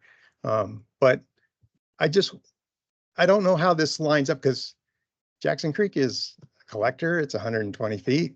How does that work when you've got a high concentrated area with a high school and potential big box stores and other things to the south there? How does that flow without creating hazards and especially for the high school kids? I mean, I don't know if you can answer that, but that's Now, my question. I will attempt to give you an answer. I mean, the best thing that I can say is, as developments come in to review, they will undergo a whole process of engineering assessment to determine what works and what doesn't work. In terms of, I echo some of the same concerns that you have, specifically as it relates to school zone safety and those sorts of things that we need to be paying attention to. It's a responsibility to the community. But at the end of the day, the data that has been provided for Higbee Road right now is that it qualifies and classifies as a major collector roadway. Now, what negotiations happen beyond that in terms of proposed developments? Again, those are things that are going to fall in the preview of the Planning and Development Department. There's going to be multiple hands involved in that. There's going to be engineers that are going to be involved in that.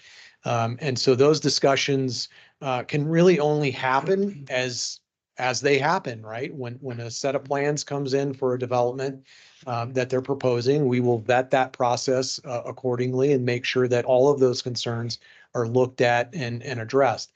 But there is also the element that says we have qualified and classified the roadway as such.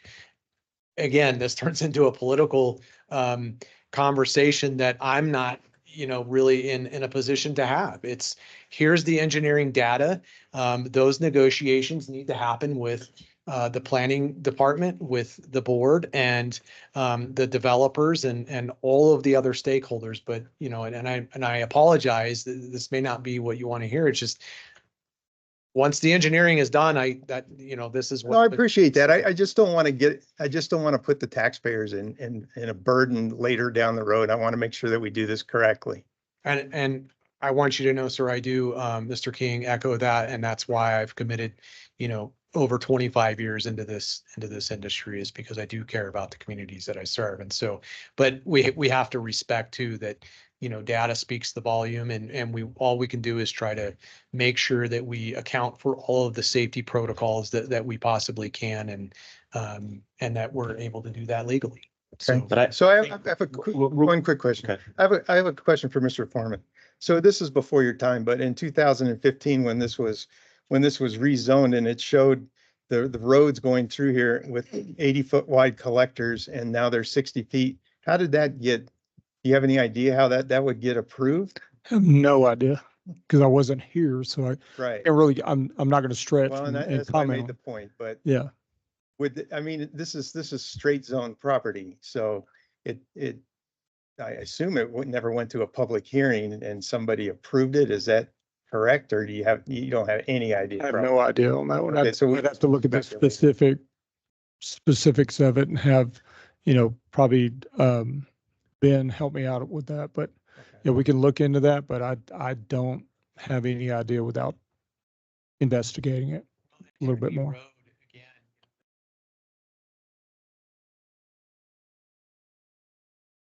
No. Right. who knows in terms of historically what's happened there when it was under county? Well, this is in the town running through this particular project. The collectors that go from Jackson Creek Parkway up to Higbee Road. So when it went from 120-foot right of way down to 100 feet, when it got rezoned, you know, it appears, and I'm speculating, that they put the series of 80-foot collectors in to take some of the load off to get to Higbee Road, because there's 3 different access points. And I'm just trying to determine, you know, how You're that. talking about the access points that go south of Higbee Road through the No, so- existing. well, these streets aren't named, but yeah, there's three collectors that go from Jackson Creek Parkway, well, 2 from Jackson Creek Parkway, and then they go into a roundabout.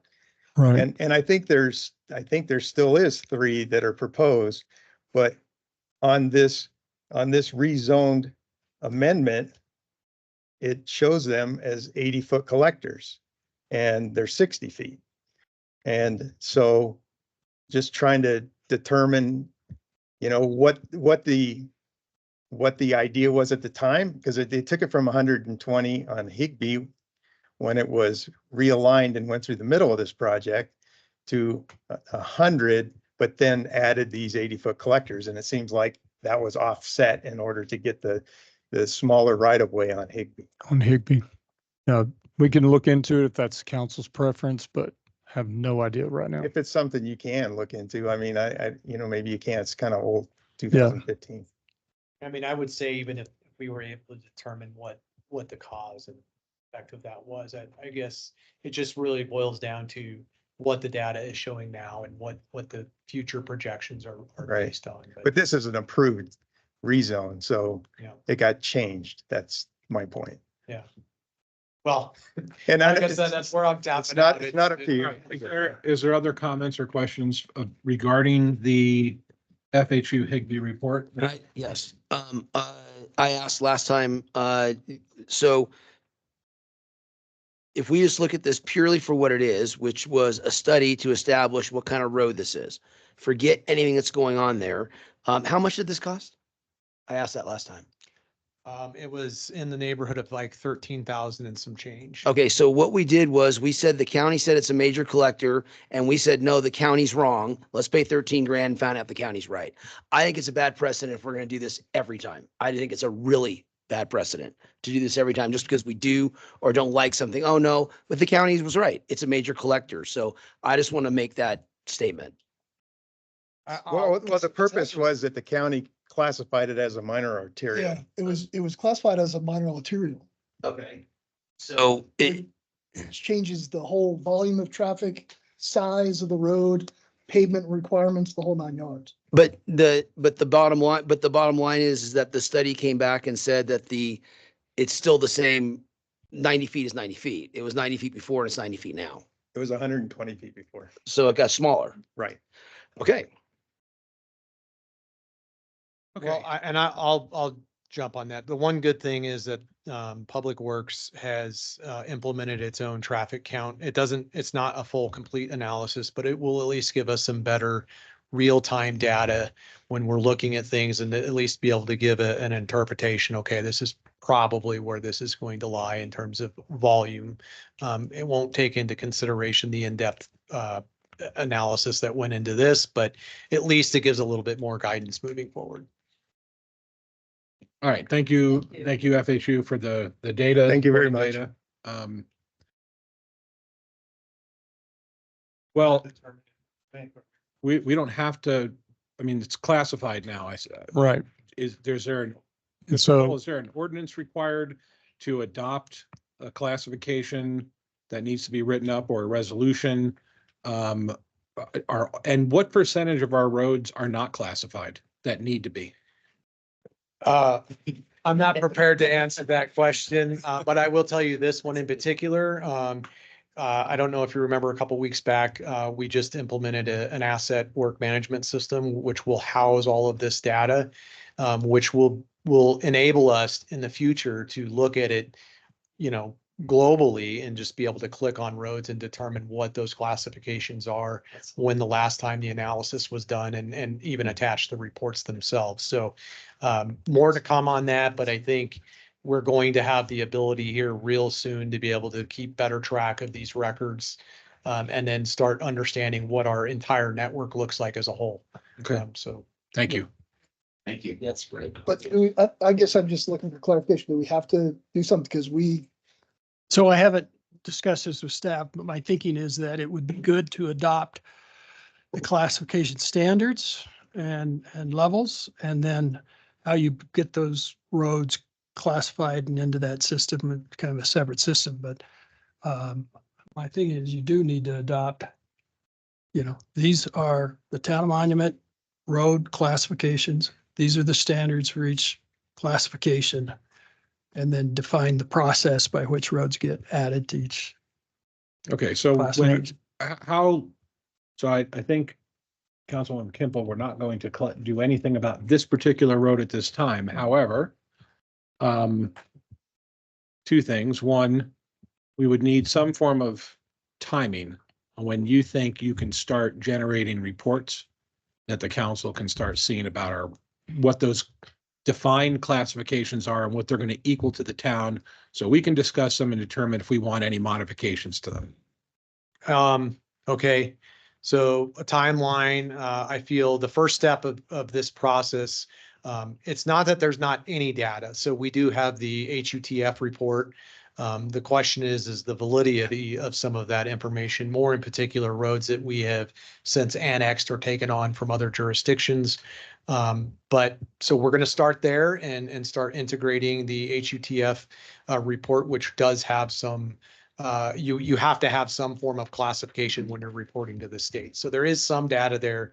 The question is, how valid is it, and how current is it, more importantly. So I feel within, probably the first 3 months of implementing Cartograph, and working with our GIS team and putting all of that together, that we'll be able to start quickly being able to display that information basically for anybody to view. So let's just say by the end of 2024, we should have a very good understanding of what our roadway network looks like holistically in terms of traffic. So, and then it's just it is an ongoing forever thing. It's in perpetuity. So we're going to have to constantly be updating these data sets because there's always information coming in and more current reports and studies that are being done. All right, thank you. Does that answer your question? Sure. And just as a form of clarification so that everybody understands, because I think you understand what the data says. So now Jacobs Engineering will start reviewing Tri-View's plans for the widening of Higbee Road based on FHU's report. And who will have final say as to whether or not the plan is accepted? Yeah, it's the town of Monument, but it's It's staff. the town of Monument. And again, forgive me if I'm speaking out of term here. At some point, it does turn into an executive decision at some point. If the data, if we're trying to deviate from the data, well, that's for the board to make the determination from a public work standpoint. And I think generally speaking, from even a develop plan review standpoint, as long as all the criterias have been met and that the plans that have been submitted meet those criterias, then it's truly a political discussion at that point in time between the developer and the board. And That's what and I think Bob had something to say Yeah. about that too. I wanted Bob to chime in on this real quick. Yeah, I would just kind of echo that that's the typical scenario that, if it meets, if it's an X road, it has to follow ABC standards. And then it is usually a staff decision whether plans meet those standards. And if a variance is requested, they come forward to the governing body to ask for a variance. Okay, but so we get this report, it classifies a road. We're not doing any official adopting of that classification.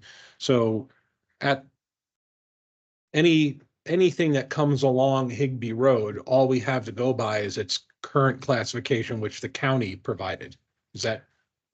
Currently, but what I think we're talking about is coming back forward or back to you with a classification standard, classification levels, construction standards for each classification level, and then a defined process where staff would evaluate plans to make sure they meet those standards for each classification.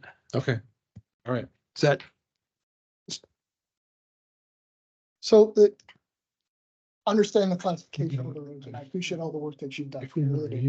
My question is, when It's gonna be built. you compile the classification, are we going to implement those or update those into the roadway design and technical criteria that the town of Monument has? That hasn't been updated since 2013, and extract the table B in the El Paso County that says what types of roads there are, classification, and then the number of trips allowed. Yeah, I mean, ultimately, we're going to get to a place where we're going to reevaluate our standards and requirements. You know, and what those are truly for us in terms of like looking at roadways specifically. If planning comes to me and says, you know, hey, here's this development that's coming in. This is what the road is classified now. This is what they're proposing.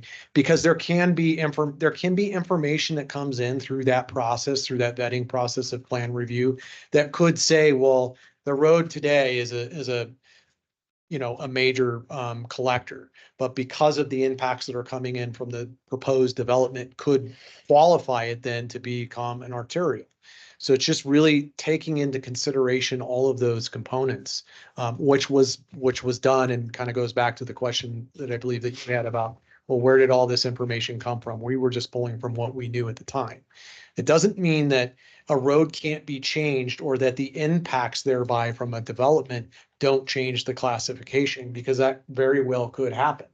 And when that scenario does occur, then that's where we move to kind of to answer your question. Okay, well, now the road classifies as X, and now this much right of way is going to be required and provided to the town. So it's just, to answer your question, we always need to be looking at these systems and these standards and specifications and updating them on a regular basis. And I do believe that that is in our queue to start looking into that, and, you know, taking into consideration all of these things. We also don't want to position ourselves to where we're just so uniquely different that, you know, it's, because at some point in time, you have to truly qualify what you're saying in terms of specifications and standards. So. Okay, thanks. Yep. Okay. Mayor, I just want to clarify this one more time, and I apologize. That y'all understand that we're going to review these plans, and if they meet the criteria that we're working under right now and what FHU's reviewed, they have the right to start construction. Okay, but that's the road. and Right, we've just the got road. to establish the right of way. Right? Yeah, we've made our piece about this road. And I can speak about this, right? Since we're not in a quasi judicial, if you keep it talking about the road and not project specific? right, it's the road.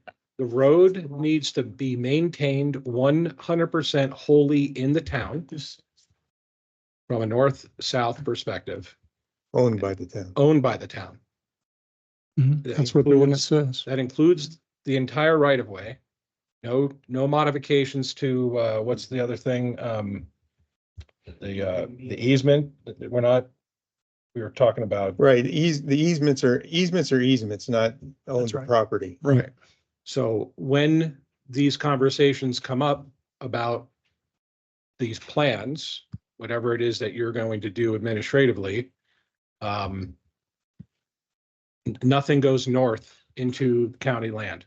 I don't think it Nothing- needs to now. If nothing it's only goes- 90 feet, they don't have to go get 30 feet. Okay, But well then let me add on to this. I think, and this is my opinion, but from Jackson Creek to Bowstring Mhm. needs to be 120 feet to accommodate all the future growth that's expected on that intersection. Protects the students. Any roundabouts or traffic control needs to be wholly in the town's land.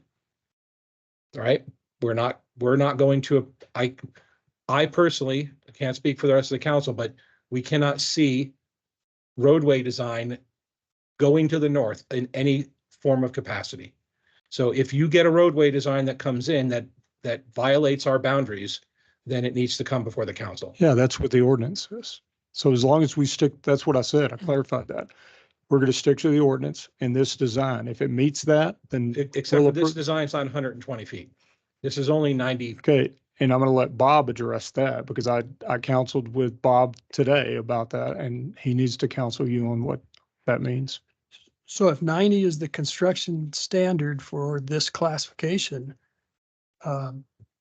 you're bound to follow your criteria. Well, I thought what was it before this study was established? What was the county's, before it was a county road, what was the right of way? I'm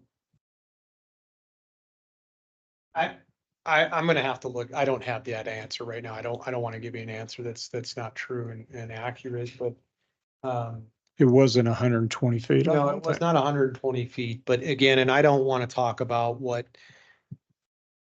is being proposed and what is not. What I do feel is that, at least from my understanding, from the last rendering that I saw at specifically the intersection of JCP, Jackson Creek Parkway, and Higbee Road, was that they had made some concessions to essentially almost provide what the town was asking for. Yeah, And so- I'd asked for 120 feet And I from. believe they are giving that. Yep. And I think that we were able to get all of the multimodal, meaning sidewalks, bike lanes, all of those things. They were able to incorporate in that. I know that the school had given up some, scenarios with their track and stuff like that to make that accommodation because of the school and for the safety of the kids. And then I believe that even the roundabout as well. Hang on incorporated a lot of second. those. The school hasn't voted on anything. They've not given anything up. And I went to that meeting when it was described. And the proposal was for it to go north into the school, which is not in the town limits. And they were going to chew up some of the athletic field without, let's say, due compensation to what was being chewed up and where that equipment would be relocated. Okay. And then there was areas further east where they were going to be 15 feet off the back of someone's patio. Okay. And that's what was discussed at the school meeting, which is a public meeting anybody can go to. Right. And so they're not going to have to do the 120 feet now. They only have to do 90. So they won't. But So we let's, have the ability as a council to override that. let Do we not? Let me ask this Isn't question. there ordinances we can override if we want to? Let me ask this question before you answer. The code says 90-foot minimum. Mhm. And this approved development and rezoning plan shows 120 or 100-foot right of way. So why would we give up any of that when this is the approved rezoning That's from plan 2015. from 2015? So if there's been no modification since 2015, what Mayor Pro Tem King is saying, that they're asking for in this classification as a reduction of our current zone right of way. the classification shows you that it's 90 feet. What they're requesting may not be a reduction. I've had a conversation with them today. We're trying to get it as wide as we can. And And they may be able to put in 100 feet. They may do that. There's nothing blocking them to the south from putting in 120 feet. I understand that, but that's a development issue, not a roadway issue. Well, Right, the road goes into the development. But It the does- approved plan shows 100 feet regardless. Right.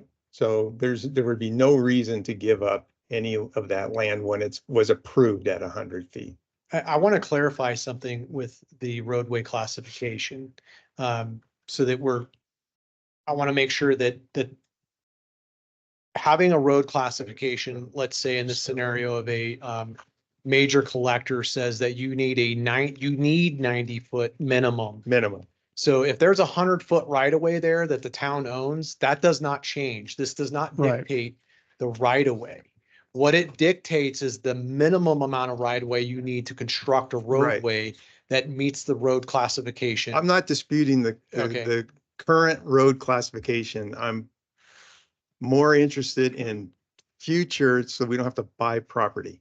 And if Right. we own 100, that we could probably find that out within the week to determine, do we have 100-foot right of way? And if we do, then we do. But I think where that comes back to the road classification, if there's a developer that's coming in and they're proposing a roadway design, that's really what this diagram is representing from a schematical standpoint, from a cross section of your complete street roadway design at a minimum needs to meet this based on the road classification. But you could have 300 feet of right of way.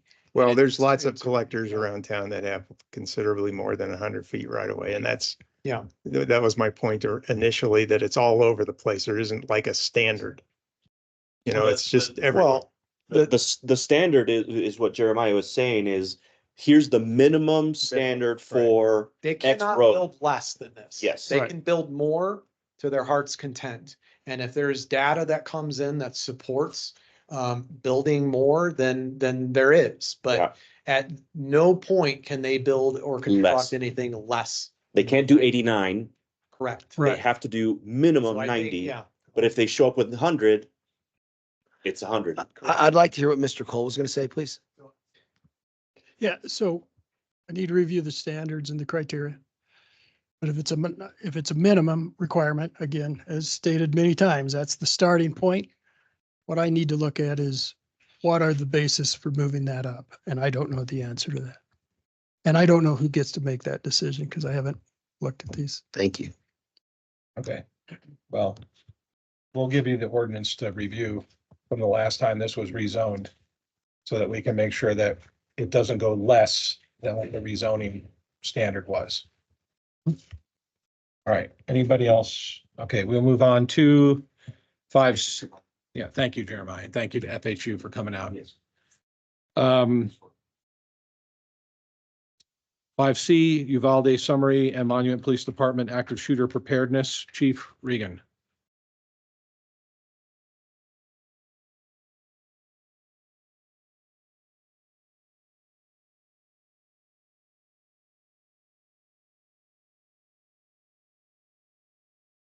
That text is, okay. Before we get started, do you have any more questions for Jeremiah? Do you?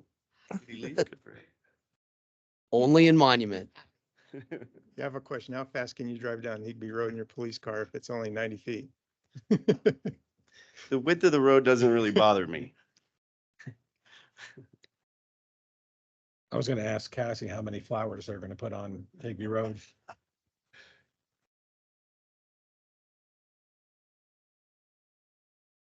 All right. So two meetings ago, I was asked to present on the Uvalde Robb Elementary School shooting. I'm assuming mostly because there's been a lot of press about it. There's been a lot of research and analysis, and we'll go over a lot of that. But before I get started, I just want to preface by saying I've trained for these events for 24 years. I've never been to one. I've gone to what we thought were active shooters, but my point in saying that is I'm not an expert. So I'm going to be looking and critiquing other people's work that I've never had to do. Feel a little bit bad, but it is worthy of discussion. Of course. The other thing is, this is just an example of an active shooter at a school. We train and we prepare for active shooters everywhere. It's not just at schools. It could be in office buildings. It could be in the supermarket. It can be in the open area. We're training with partners in the community. In fact, we have a training, is it March 13th? March 13th with the chamber. Still has some spots available if you're interested, but Corporal Josh Marks is teaching that, and he's just fantastic in his training. I went to one and I'll say he is fantastic. He is. We're very, very fortunate to have him. So with that being said, I'll get started. Give you a quick little timeline of what happened. This all occurred on May 24th of 2022 in Uvalde, Texas. 11:28, the shooter arrived at the school. This person, he actually, I don't know if you know the whole backstory, but shot his grandmother, stole her car, and crashed it outside the school. That was his arrival at the school. He got out of the vehicle. There was some people kind of like lingering outside the school, and they saw him and they pulled the door shut. We'll talk about that. But what his first action was, he sees some people at a nearby funeral home and just starts shooting at them. That was the first shooting. Nobody was hit. Nobody was injured. That was 11:30. At the same time, he climbs a fence and gets into the school property, and they ordered a lockdown. And I put that in parentheses for a reason as well, and we'll talk about it. 11:33, he entered the school through the door that was pulled shut, that did not lock. 11:35, the police entered. 2 minutes later, so far so good, right? 11:36, officers approached the door the shooter's in. Now I will tell you that most of the shooting was done by that time. Yeah, most of the killing was done, but not all of it. 11:37, officers took gunfire trying to go into the room. This next one is really difficult. 12:50, they went in. So an hour and 13 minutes later, while there was shooting and killing going on. A lot of lessons learned, and we'll talk about what I think were the most important. And I'm sorry to bum everybody out, but it's a good lesson to talk about, and I want you to know that we are preparing for this. School safety. Exterior doors didn't lock when they pulled them shut. I remember my elementary school, back when I went to elementary school, it always locked you out if the door closed. Now it's you can unlock it. If you have an Allen wrench, hex key, you could prop it open. None of that happened. They pulled the door shut. It did not lock. Even worse, same thing happened to classroom doors. And they knew it. They knew those doors didn't lock, and no one did anything because of a culture of complacency. The reason I put this number one is this was the first thing we should have been training on. And we do. We have SROs in our school. We work with El Paso County. We're talking about this all the time. Close doors. Be alert. When you order a lockdown, that should actually lock something. It literally did not lock anything. And this guy, I won't even say his name, had unfettered access to 2 classrooms. They connected, did not close, did not lock. So he had unfettered access to 2 classrooms for well over an hour. Training. The failure at Uvalde happened way before this incident occurred. Like I said, I've been training on this for 24 years. And do you know why we started training on these? Columbine. We have trained the exact same way since 1999. Because in 1999, we thought we should just stand outside and wait for everybody to get there, but kids were getting killed. And we literally learned you go in and you handle the problem. We moved to eliminate the threat, which they did, but they took fire and stopped. We train that we take fire and we keep going. I won't get into tactics because we don't really talk about it in an open forum, but we have tactics that somebody pretty much gets shot and the other people take care of business. And that's never changed. We talk about the priorities of life. Hostages and victims are always number 1. Number 2 are innocent bystanders. Number 3 are police officers. And number 4 are the bad guys. That is our mindset in these calls for service. We talk about it all the time. I guarantee you there's not a cop that works here that does not know this. And that's what frustrates me with this incident. I know we talked a lot about the supervision, and we'll get into it, and we'll talk about how that was a problem too. But if we're talking about supervision at an incident like this, we're in a lot of trouble. This is not, you don't need the chief there. You know your rules. You get enough people and you go. A lot of people failed to realize it was an active shooter. My guess is because they wanted to think it wasn't an active shooter. Some assumed there was no kids in the classroom. There was other kids from a different room that were on a field trip. So they thought, okay, you know, best case scenario, there's nobody in there. They said that they couldn't hear anybody screaming, which I don't understand. There was literally kids on their phones with dispatch in that room. And some thought it was just a barricaded subject, and they actually thought the chief was on the phone with this individual, which was not the case. This is always an issue all the time, right? Communication. Key information wasn't relayed to the officers. So those phone calls coming into dispatch, they didn't necessarily just send that information. They didn't give that information, or it wasn't received. I get it. You're in a smoky hallway. There's gunshots. You're probably not listening very well, but there's certain things, the community or the supervision part, where there should be someone with an outside view taking in the information and make sure people are hearing. The chief that they ended up saying was in charge of this left his radio behind. It wasn't attached to his uniform. I think he fumbled with it and decided, I need a gun more than a radio. And then he ran in. And then he decided, well, I'm not going to use my gun either. And the other thing was radios didn't work inside the school. So we're always trained. Like I said, we're training in our schools. We're training in our stores. We're doing all kinds of things. If we're having radio issues, we're fixing them now. So it's not an issue then. Supervision. Like I said, if we're talking about supervision on a call like this, we're already in a lot of trouble. But by the time a supervisor gets there, this should be over. I think we decided, let me go back to that. I didn't just make all this up, right? I've done some research. We actually have a lot of people that live in the community that are extreme tacticians. We have the president of the National Tactical Officers Association, lives in Woodmore. So we got to talk to him. We talked to other people that worked on the report, and this is what we gleaned from it. I mean, obviously we have our own opinions, but we learned a lot. There was no incident command. So in a case like that, and I'll show you a couple photos. They're not graphic or anything like that, but somebody has to control that chaos. You have so many people coming in from so many different areas that somebody needs to be corralling them, giving them assignments. We had none of that. We had no communication between agencies. You'll see a hallway photo. There's probably 5 agencies standing in the hallway with no real way to communicate. No one knew who was in charge. Okay, like I said, if we get a call like this, the first person there is in charge. If someone comes after them with a higher rank, they may or may not take over, but it's the first people there that are in charge, and they should be moving to the threat. We're talking about no one who knew who was in charge. That is an issue for after the fact, but this was still happening.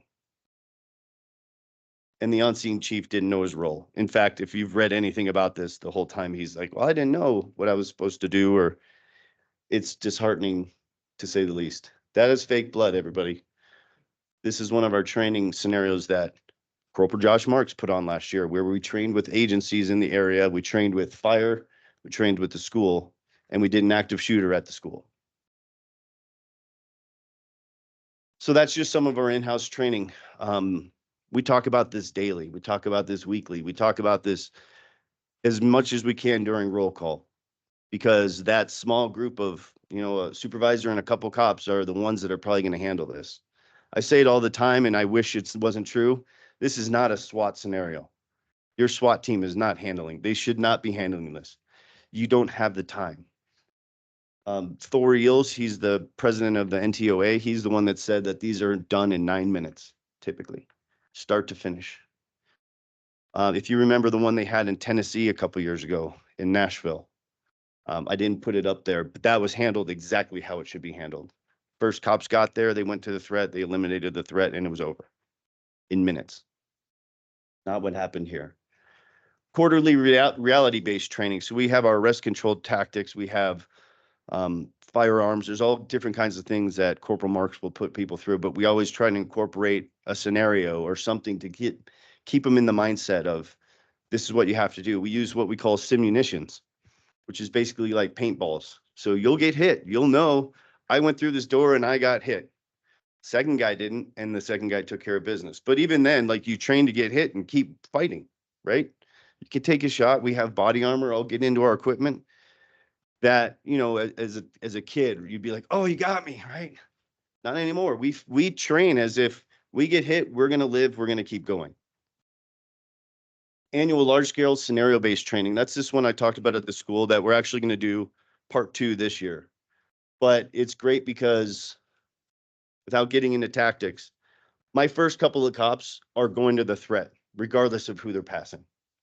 If you're grabbing them for help, if you're down and you need something, they're not stopping. But when we can get to an area where we've either got someone cordoned off or eliminated, we bring a fire team in that can start triaging and treating people. That's what we train on. We call it warm zone and hot zone. It took, I don't know, most of my career to get firemen to finally get into the warm zone. But they're doing it, and they're wearing vests, and they've got all kinds of training too. We have our tactical patrol officer program, which is just a heightened level of training for patrol officers, different armament, some different gear that we give them. And then we have our designated marksman, which is our top tier riflemen in the group that have some additional training on top of that. You have to be a TPO to be a designated marksman, but not every TPO is a designated marksman. Frequent firearms training. Again, we have Josh Marks that could take us out. We have Magnum memberships for all of our police officers, and they can go shoot whenever they want. Because God forbid this ever happens. If it does, I want them to be good shots. I want this to be over quickly. We do third-party training as well. In fact, I think we have an officer in what we call ALICE training, alert, lockdown, inform, counter, evacuate training. It's just an active shooter type. He'd be almost like an instructor to come teach cops how to handle these situations. And then the NTOA, which I talked about, we send our supervisors to the police response to active shooter course. We also send Josh Marks to be an instructor for that. And then lastly, the patrol supervisor response to critical incidents, which is for all the supervisors. Tools and equipment. So handgun optics. I put an asterisk because we're not fully deployed on these, but that's what we're working to do. You can tell I have my old trusty iron sights. They literally make a scope for your handgun now. Just makes you a more accurate shooter. You can shoot more quickly, more accurately. It's great, but it's more toys and stuff that it just gets caught on my desk when I keep trying to stand up. Patrol rifles, we have, every officer has a patrol rifle, but our TPO or our designated marksmen actually have a more precision rifle, and that's, they can take long range shots, but they can also take them into buildings. It's a great platform. But yeah, it's pretty tricked out. Upgraded body armor, we just applied for and got a grant from the Gary Sinise Foundation, who upgraded all of our vests and our ballistic helmets, which I think is next. Nice. Yeah, I mean, just incredibly fortunate. I'm sure you all know Officer Kelly Fisher. She's always out looking for donations and people to give us stuff, and we got really blessed with their donation. And that's what they wanted to buy. Like, we gave them all these options. That's what they picked.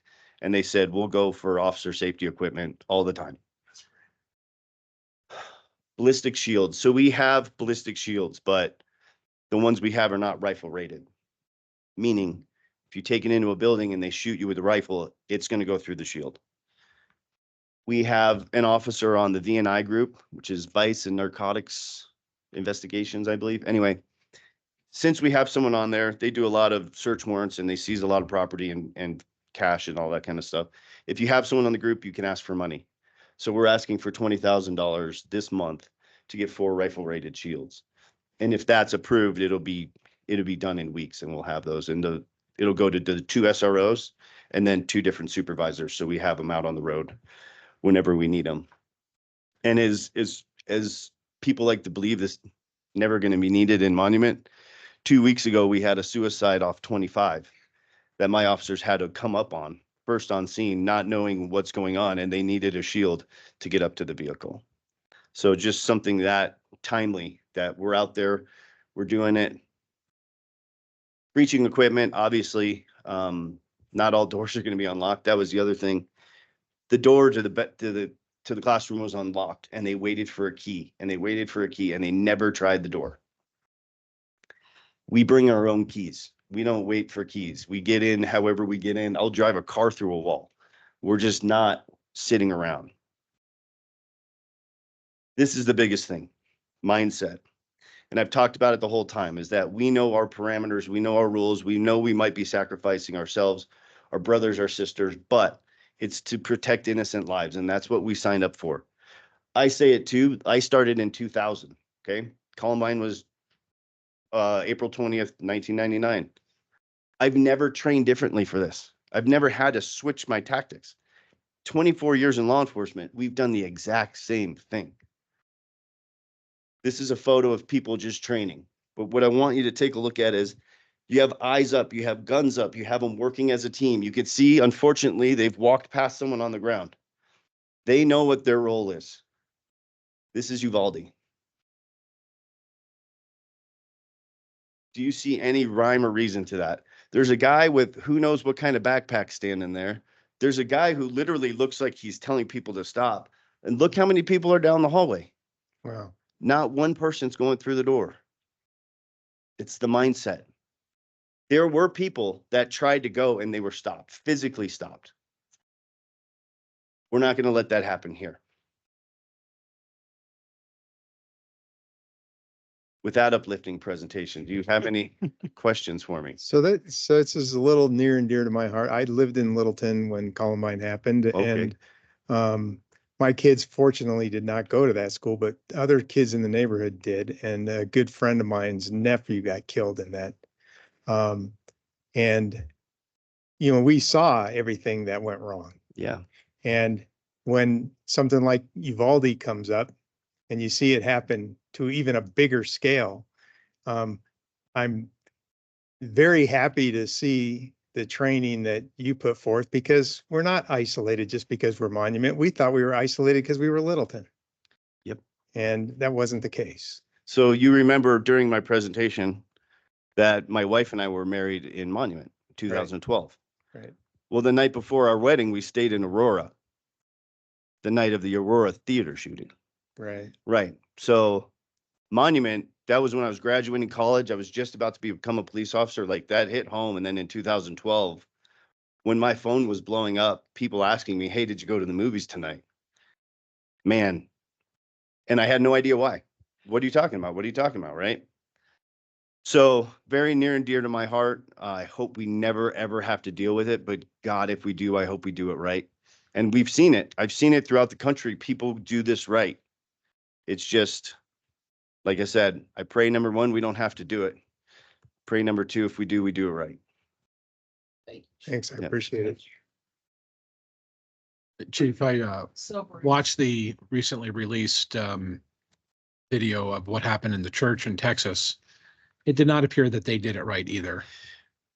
Yep. And I would guarantee there's people not training in churches. There's people not training in grocery stores. I mean, we've had it in this state.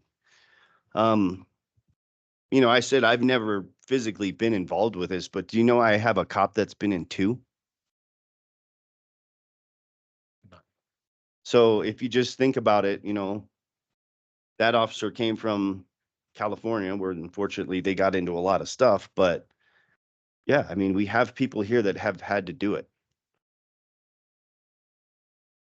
Okay, anybody have anything for Chief? Thank you. How about we decompress for Yeah. 6-7 minutes, come back at 8:15.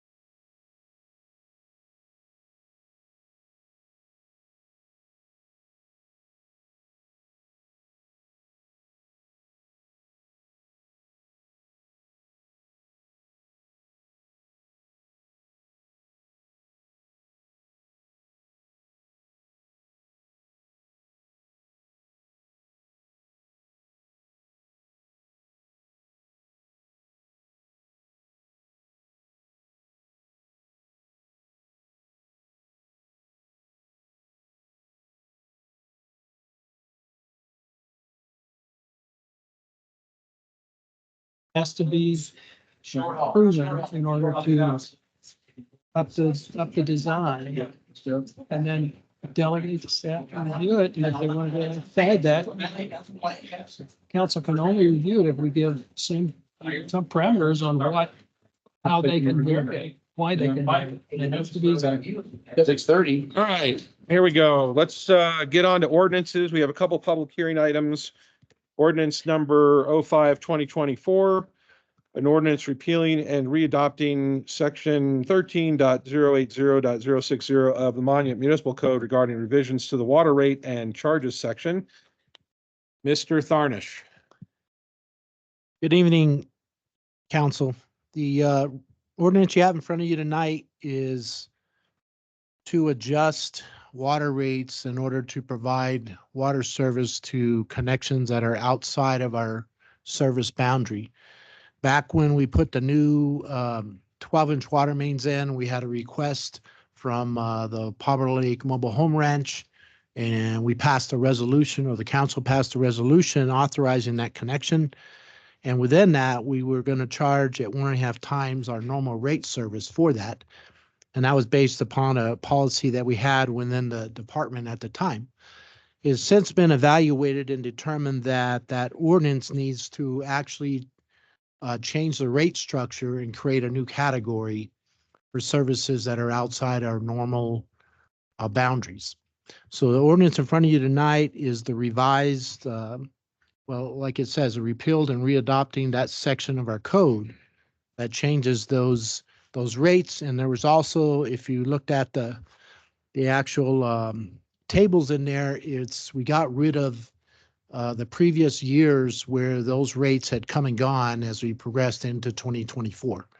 So now it's going to look like these are the rates for 2024. And these are the rates if you're receiving service outside of our current service boundary. Right now, we only have one customer that this is affecting, but at the very next meeting, you're going to get a request from a second customer that's going to ask for service outside of our boundary, but that'll come at the next meeting. Any questions? No, I think we were expecting this. We are, I had some questions put up for this one. So what about our tap fees? Those are not impacted in this, or is that going to come separately? I thought we were going to be adjusting tap fees as well. We're doing a study on that right now. Okay. Yep. Perfect. Timing? For this timing For the tap I asked you fees? that the other day, wasn't it? Timing for, The tap fee study. oh, that's probably going to go out to RFP before the end of the month.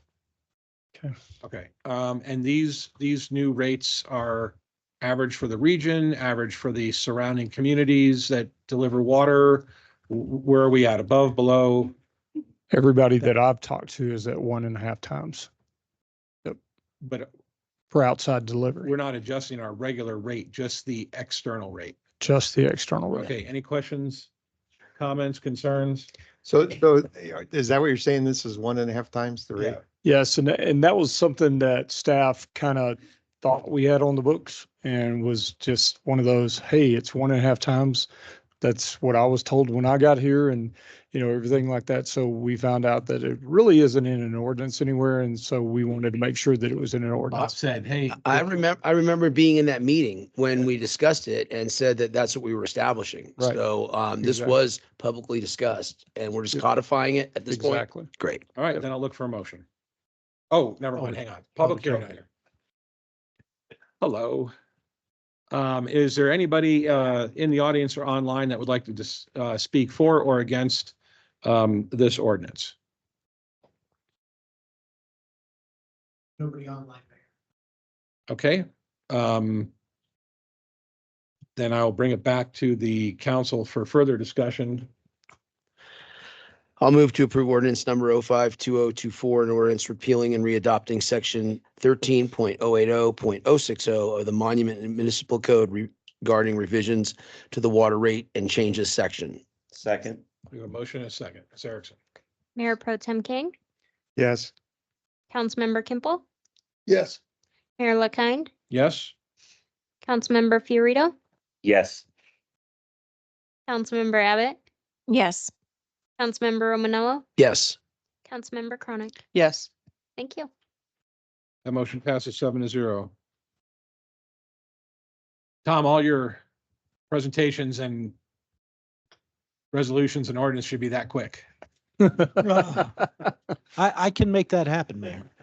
Been trying to train him, sir. Okay. 30 seconds and we'll be done. That was perfect. Ordinance number 06-2024, an ordinance approving a final planned unit development for Falcon Commerce Center Phase 2 Park. Ben Thurston. Yes, sir. Good evening, Mayor and Council. We've got two quick presentations for you, one by staff, one by the applicant.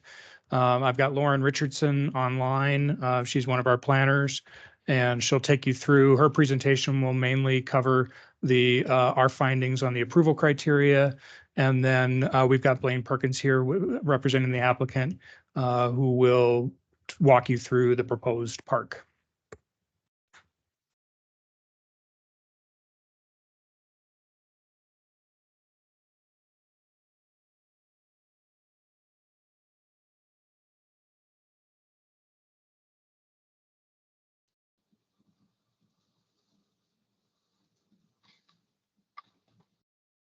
Are they a presenter? Yes, no, I apologize. I'm trying to get my camera to turn on, but it's not turning on. So, good evening, council members. My name is Lauren Richardson, as Ben mentioned, and tonight I will be presenting the Falcon Commerce Center Phase 2 Park Final PUD. And let's see, how can I share my screen? Let's see, it says only meeting organizers and presenters can share. There's some way we can get an override.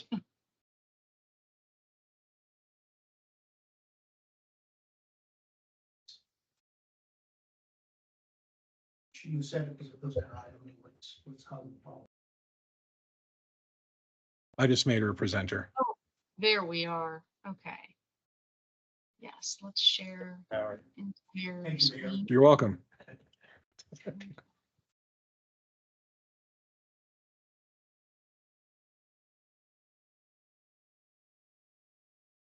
All right. Start with can everybody see my screen? Yes. Okay. All right. I will maximize that.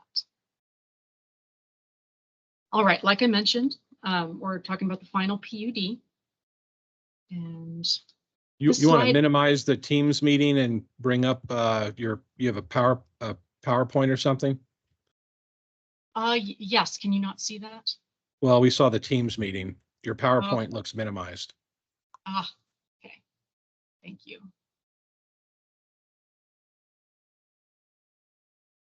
How about now? There. Okay. All right. Now we're started. Okay. Project contents. So like Ben mentioned, we do have a representative, Blaine Perkins, with representing NES Inc. A little bit about the project. You can see it is in red in the vicinity map. The project is south of Baptist Road, west of I-25, and just north of the U.S. Air Force Academy. The site acreage, just for the park, is about approximately 1.9 acres. I should mention, and this is also in your staff reports, that the Falcon Commerce Center Phase 2 preliminary PUD was approved in 2022. And just the overall request for tonight is the approval of the final PUD. I also would like to mention that this did go to the Planning Commission on February 14th, where they recommended approval of the application. The public notice requirements were also fulfilled per the Monument Municipal Code for this application, and that included newspaper publishing, mailing, and signposting. All right, next slide. All right, staff reviewed the application using section 18.03.460 of the Monument Municipal Code. The criteria are listed here on the slide, but can also be found in the staff report. For each criteria, I'm going to summarize some of the long ones. but you can see the originals in the staff report and then just follow it by staff's findings. There are 9 criteria, so we're going to go through all of those. Number 1, the final PUD conforms to or is consistent with the preliminary PUD. Staff finds that the first criteria is met because the proposed PUD does conform with the previously approved FCC Phase 2 preliminary PUD plan. The preliminary plan identified the section of Phase 2 to be open space. All right, the second requirement deals with transportation, traffic, circulation of the site, pedestrian and bicycle connections, and it all requires that all streets be accessible by emergency services. So staff finds this criteria has been met because the circulation networks provided, i.e. the sidewalks and the trails, accommodate both pedestrian and bicycle circulation.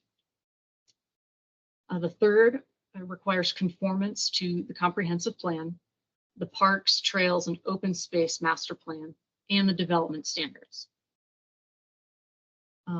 So staff finds this criteria is met because the PUD is specifically for passive park space to fulfill the item as identified in the Falcon Commerce Center Phase 2 preliminary PUD plan, and that the proposed park is functional with available seating and landscape for passive users, and that the site will provide habitat, trees, shrubs, scenic amenity, and all of those conform to the comprehensive plan and the development standards of the town of Monument. Right. 4, a variety of development and housing types and styles and densities are proposed. Mixed land use is encouraged. Staff finds the criteria is met because the proposed park is being built to serve a broader mixed use development Phase 2, including some housing in the Falcon Commerce Center PUD. Number 5, privacy for individuals, families, and neighbors is provided as appropriate. So staff finds this criteria wasn't applicable for the intended use, which is an open park. The 6th requirement deals with building design and compatibility of surrounding structures. Staff finds that this criteria is not applicable to the PUD application because no buildings are proposed for this particular PUD. The 7th requirement focuses on landscaping and ensures that the site is compatible with the surrounding neighborhood. It doesn't create maintenance problems and is suitable for the site. So staff finds this criteria is met because section 18.05.440 development type standards only provides development standards for residential A and non-residential B. B is the only possible application standard for two of the application for this application. However, a review of standard B shows that it was not written to be applied with the sole park development in mind. And there's further explanation in the staff report that we can go over if needed. 8, the 8th requirement has a few subheadings. So all of number 8 is about parking. Requirements for adequate off-street parking for residential development. So 8A, staff finds that the criteria is not applicable because the final PUD is not proposing housing. 8B1, the town may increase or decrease the normally required number of off-street parking spaces based on a consideration of the following factors: the relationship of the proposed modifications to the stated purposes and intent of the PUD. And once again, staff finds that the criteria is not applicable because this final PUD is in compliance with the preliminary PUD that was approved. 8B2, probable number of vehicles owned by residents. It's not applicable because the final PUD PUD is not proposing housing that would have effects on residents. Parking, number 3, parking needs in non-residential areas. Staff finds that criteria is not applicable because this final PUD is only proposing a park, which the town's municipal code does not provide a parking standard ratio for park land uses. And 8B4, varying time period of use whenever joint use of common parking area is proposed. And staff finds this criteria is not applicable because no joint use of common parking area is being proposed. And 5, availability and use of alternative transportation methods. Staff finds the criteria is met because the park design and adjacent circulation components of Terrazzo Drive sidewalk and the Santa Fe Trail allow the park to specifically cater to pedestrians and bicyclists as alternative transportation modes. And the final requirement, number 9, the final PUD has been shown to fit with the context of the planned land use pattern and roadway and utility systems of the larger surrounding area. So staff finds this is met because the proposed PUD conforms to the Falcon Commerce Center Phase 2 preliminary PUD plan, which shows on sheet 3 of 5 an open space amenity center of about, I think, 1.76 acres. That was identified as open space for this PUD. And it fits with the surrounding context and the larger planned land use pattern.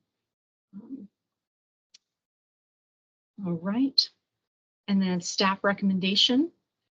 Upon review of the standards in the Falcon Commerce Center Phase 2 preliminary PUD plan and the review criteria of section 18.03.460 final PUD plan, staff finds this proposed PUD adequately meets the review criteria.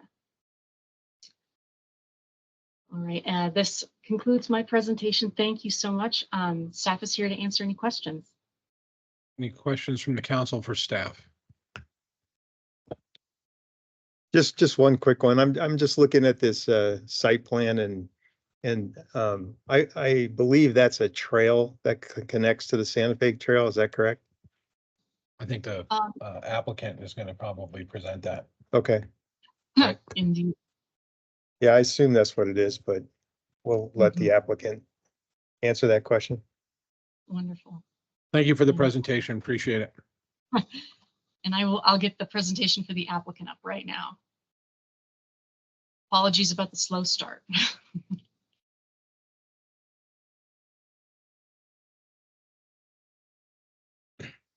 All right. Can everybody see this PDF? Yeah, okay. Yeah, can you click hide on that warning? Yeah, yep, thank you. Yeah, you bet. Good evening, Town Council. My name is Blaine Perkins. I'm a project manager with NES. I'm here on behalf of CP Real Estate for the Falcon Commerce Center Phase 2 Park Final PUD Plan. I'll try to breeze through some of this beginning half as quickly as possible to get open to any questions that you may have. So here's the Falcon Commerce Center in its entirety, and then highlighted there again in the red pizza shaped is the Phase 2 Park site within that overall context boundary. In 2020, the PD zoning and sketch plan, PD sketch plan for Falcon Commerce Center was approved under Ordinance 16-2020 for the entirety of the 214 acres and established the mix of uses there presented on the screen. Following the sketch plan approval, we then move forward with Phase 2 preliminary PUD plan, which further refined the allowed uses and areas within the overall sketch plan boundary. I also wanted to highlight at this point in time, this is also when discussion with the Save Monument team, as well as other residents in the community, and this amenity area was added within Area C as identified on the graphic before you. At this time, it was anticipated for the park site to be around 1.76 acres. We actually ended up plotting a boundary of about 1.9, so just a little bit larger than the original area identified. Just first to answer Mayor Pro Tem King's question, that is an existing trail connection down to the Santa Fe Trail.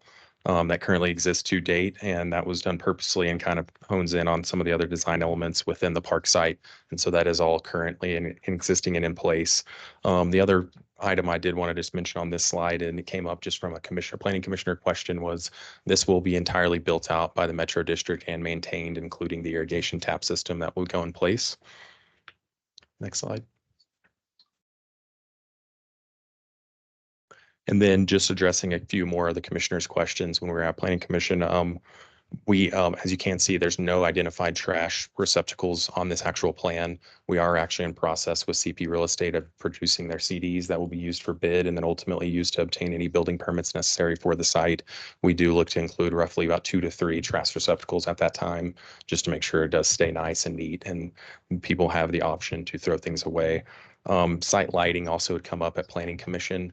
There is no proposed site lighting with this. We do not want, different residents or future residents within Fountain Commerce Center or the other folks that are using the industrial and office retail uses to interface with this at night. It is merely been used for, the intent is for it to be used for a place for people to go eat lunch, get out of the office, get away, residents to pop over, and then also the Santa Fe Trail users. Aside from this site, the only real refuge for Santa Fe Trail users is north of West Baptist Road at the Santa Fe Trailhead. So this will be providing another opportunity south of that where very few exist. There are a couple awning sheds, but nothing with this level of detail. At that time, I would like to open it up for any other questions you may have. Okay, I have one question and then it's a comment. Is there any parking that's considered public? No, with this, the intent was not, again, it's more or less to be used for the future residents and tenants operating and occupying the different buildings within Falcon Commerce Center, then obviously the Santa Fe Trail users as well.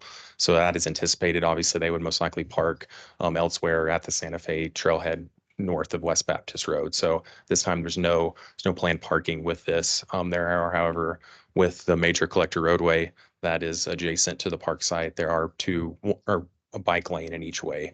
So that will be used as well for people to get down a little bit quicker. Then I think it's also important to mention that the sidewalk adjacent to this park all the way up to Squadron, where the current Circle K is actually constructed to date as well. So we do have access all the way to the north. Yeah, quick. Or Quick Trip, I'm sorry. Okay. Can't keep Wait, them do we have straight. Circle K too? Yeah. Another one coming. So as promised, existing development applications are being worked on by the town staff and our consultants, by the PC, by the Planning Commission and the council. So thank you for continuing to get these in front of us during Yes, sir. this period of time where we're not accepting anything new. This is just shows that this is the first one. It's a small one, but I'm glad it's going through nonetheless. So thank you. Yeah, thank you. Definitely. That's all I have. Anybody? Yeah, pretty straightforward. Okay, this is a public hearing item. Is there anybody oh, So I do have some concerns. One, I see a park going in, which is great. I don't see people walking all the way down Chorizo Drive with their kid in a buggy to go use the park. So I see potential traffic problem with cars parking on the street or adjacent to the curb, blocking the bike lane. There's no real designation of what this park is for, but as I've seen at other parks, which I think it's great. Don't get me wrong, but I've seen organizations hold practices, whether it's soccer or football or other stuff. They find an open space to go do that they might start using this as that. So again, it goes back to the traffic. It just goes back to the traffic. The other part is lighting. This is a park area. When it is up and running, I'm sure it's going to be up and running well prior to a lot of the commercial or industrial areas down there. You'll have people transiting around, and then here's a place for them to kind of crash. Now we're going to tax the police to go shine lights in the park area that's pitch black dark. for people that may be either hiding out or just finding a place to settle themselves. Since we've seemed to have occurrences of whether the transient people or just others coming up from northern Colorado Springs into the town of Monument. So without any lighting, this is just a welcome attraction for them to go find themselves an area not to be seen. So the lighting part, or not lighting, I get concerned with. Question. It's like, I heard that this was gonna be. Doesn't require lighting on this part. And I heard that in the presentation, here's the question. I heard in the presentation that with the adjacent areas that are going to be developed, that lighting is going to help. And also the street lights that will be along Terrazzo. There as are, well. so there are, I'm getting to, Right. there are streetlights on Yep. Terrazzo. Yep. What do we envision in Eagle Rock in Area C? That's And actually how under far we go? construction currently. That is a warehouse distribution center actually under construction right now. Is that in Area B or is that in Area C? Oh, C, I'm sorry. C is, it could be a host of different uses Okay. allowed within those areas identified on the prelim plan. So nothing So it's- definitive as of yet? No, that's to date. I have Okay. no information on that. Okay. You're working up to a submittal on that, but we can't actually submit right now. We've Already then. exactly. And then just real quick on the traffic too. So they are not legally allowed to park along that roadway. That's not to say someone might not, but given that classification and the traffic patterns on there, there's no parking allowed. So more than likely that will be enforced and someone could very likely get towed. But We have no Yeah. parking signs there, and our police department spends a lot of time on Terrazzo Drive currently, informing parkers, trucks, people like that they cannot park there.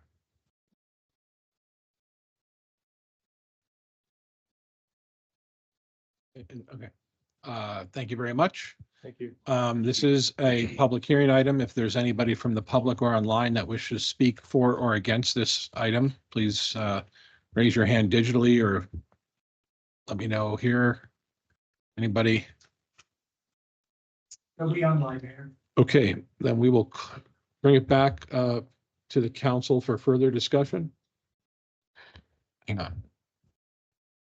All right, we'll close public hearing item. I would like to say, because I see Mr. Blanc online, thank you for putting a park in your community there. I'm sure the workers from Eagle Rock and UPS will take advantage of that when the weather is nice, or maybe they will cross-country ski in the winter. Or put a beer garden there. Or maybe a beer garden, right? And I think Mayor, this was mentioned earlier, and I'd like to reiterate this, that this was a compromise and a negotiation between our community and Tom Blanc. Yeah, I'm aware. That's why I wanted to make sure I acknowledged them. Definitely. Okay, then I will look for a motion. I'll move to approve ordinance number 06-2024, an ordinance approving a final plan unit development for Falcon Commerce Center Phase 2 Park. Second. Motion and a second. Ms. Erickson? Councilmember Romanella, Yes. Mayor Pro Tem King, So quickly, I'd just like to say that 2 acres of a park is 2 acres less of industrial buildings. So I am giving a 2 thumbs up yes to this one. Councilmember Fiorito, Yes. Councilmember Abbott, Yes. Councilmember Chronic, Yes. Mayor LaKind, Yes. Councilmember Kimple. Yes. Thank you. Motion passes 7-0. Next up, thank you for the presentation. Thank you. Next up is Resolution 08-2024, a resolution approving a contract with Star Playgrounds for whiplash-inducing park equipment. Maybe not want to say that. Hopefully not whiplashing inducing. Sure, you guys have to say about that. Merry-go-rounds. Well, good evening, Mayor and Council. Thank you for allowing us to continue this item and bring forth this proposal to improve our playground at Limbach Park, not only to bring it up to modern ADA and safety standards, but to bring something new and exciting to our community. in our parks. I think it's well past due. So thank you again for the opportunity. I do have a quick overview of what the park will look like, or proposal of what it will look like. This is an overlay of what it will look like from an aerial view. You can kind of see the outline. This will be swings. This will be the non-whiplash inducing merry-go-round. Oh. She has been assimilated. A very safe merry-go-round. A closer example of the climbing structures. The playground surfacing will be ADA accessible and smooth for all abilities to access the playground. And then climbing structures, we have some improved swing set that does include an ADA accessible swing, as well as some other play equipment. These are called cozy cocoons. And then we have this new slide as well. And we have musical equipment also in this park, and some better examples of what these will look like. Given that we do hold music events in this park, Cassie really felt like musical equipment would be a nice addition to this particular park. And the tones, I wish I could play the tones for you, but they're really pretty. They're like wind chimes. So I don't think that they're going to be unpleasing to the surrounding residential community. We can mic them up during concerts in the park. Perhaps. As long as there's a cowbell, I'll be happy. This is not a drum set, to be noted. Right. The cost of this playground is $368,245, and the playground supplier has been identified as Star Playgrounds. And with that, I'm happy to answer any questions about this resolution. I have a question. Sure. In the second slide, that one. What is it with the kids standing on top? I see that and I'm like, oh my God, jumping. Kids like to be high. They like, you kind of think of it as like being on top of the world. Kids really love to climb on things. They love to perch on things. So this is one of the. Totally my kids. Don't be a helicopter mom. I mean that's one of the reasons that we choose this the surfacing that we do, because it does have that fall protection. So it's a more rubbery surface. So when you walk on it, it's squishier. Is it recycled tennis shoes or something like that? Tires. Something similar to that, yeah. Steel belted. The kids bounce? Okay. Thank you. It's squishy. All right, any questions, comments? This is great. Thank you. Nice work. Thank you. Can't wait. And once again, thanks to the council, because you're the ones that approved this to be in our budget. 200,000 at first and then the additional 200,000. So thank you very much. Let us know if you find any more 200,000s lying around. I'm always on the lookout for money for the parks. Just ask police. All right, well, if there's no other questions or comments for Madeline about this, then I will look for a motion. I move to approve resolution 082024, a resolution approving contract with Star Playgrounds for equipment at Limbaugh Park. Second. We have a motion in several seconds. Ms. Erickson. Councilmember Fiorito, Yes. Mayor Pro Tem King, Okay, our neighborhood and our community has been asking for a long time for better park equipment. So I just want to say thanks for doing that. And yes. Councilmember Kimple, Absolutely, yes. Councilmember Romanella, Yes. Councilmember Abbott. Absolutely. Mayor LaKind, I'm very excited, so yes. Cannot wait to try this equipment out. There's gonna be a race.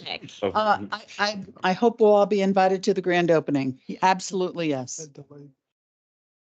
Is there a projected groundbreaking and then completion? So we are anticipating installation to be in the month of September. Sometimes weather can influence that, but that's what our goal is for right now. Will I assume the existing playground equipment, will you be cornering that off during the summer months for concerts in the park, or it will be usable? It will be usable. That's why we're waiting till September to start this project so that we don't interfere with our Concerts in the Park series. Okay. That motion passed 7-0. Next up, resolution 13, 2024. What did we already do? 9, 10, 11, and 12 sometime? Okay, that's right. We're coming back to this one. Resolution approving a submission of a grant application to DOLA. Hello again, Council. This presentation that I will give, and also I have Verigy, our consultants, they will provide another presentation. We'll cover both resolutions 13 2024 and 14-2024. So this is an update of our energy audit project.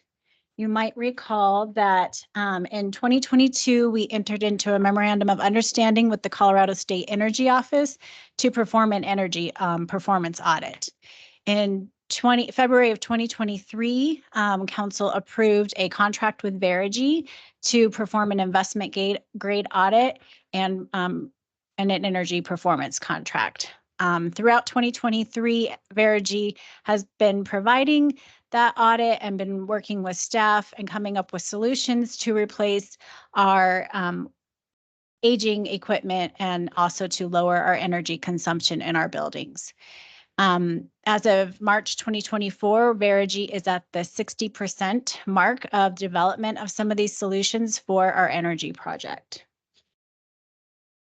Some of the items that they are proposing is retrofitting our old lighting with LED lighting, working on the building envelopes, solving some of the HVAC distribution problems that we have here, especially in Town Hall, replacing our end-of-life mechanical equipment at both Town Hall and our 259 Beacon Light building, and then offsetting the increases in utility costs by installing solar and battery storage. In this building at Town Hall, we have 12 rooftop units for our HVAC system that are beyond the recommended life cycle. A recommended life cycle is best between 15 and 20 years, and we are beyond that for all 12 of our units. At the 259 building, we have 5 of those units that are beyond their life cycle and 2 that are nearing those expected life cycle dates. So to give you more information about some of our proposed solutions, I have Oscar Rangel and Ashley Kruger from Verigy, and they will provide some more information as to this project to date.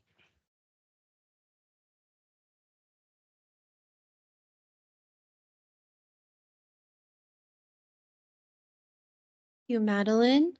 Mayor LaKind and Town Council, thank you so much for this opportunity to give you an update. Again, my name is Ashley Kruger. I am one of the account execs at Verigy, and this is Oscar Rangel, 241. Yeah, absolutely. Yeah, so we would just like to give you a quick update on where we are with the project. We do have our partner, the Colorado Energy Office as well. They're not able to join us this evening, but basically I'll give you a quick update on where we are and the challenges that we kind of have, and then I'll pass it over to Oscar Rangel here to talk a little bit more about some grant opportunities, and then what those next steps would look like. And if you have any questions, feel free to stop us along the way or wait till the end, whatever is easiest for you. So as Madeline mentioned, we've completed all the audits. We've done multiple discovery sessions, and we've talked to multiple town staff members. In November of last year, we actually gave what we call the 60% developed project meeting. And what is a 60% developed project meeting? It's basically a milestone of the Colorado Energy Office process where we provide the town a list of energy conservation measures that have been developed up to the 60% mark that also include rough order of magnitude pricing with energy savings modeling component to it. So that's what a 60% is. And at that time, we did find that the needs of the town and the mechanical equipment upgrades needed are a little bit greater than what we'd hoped.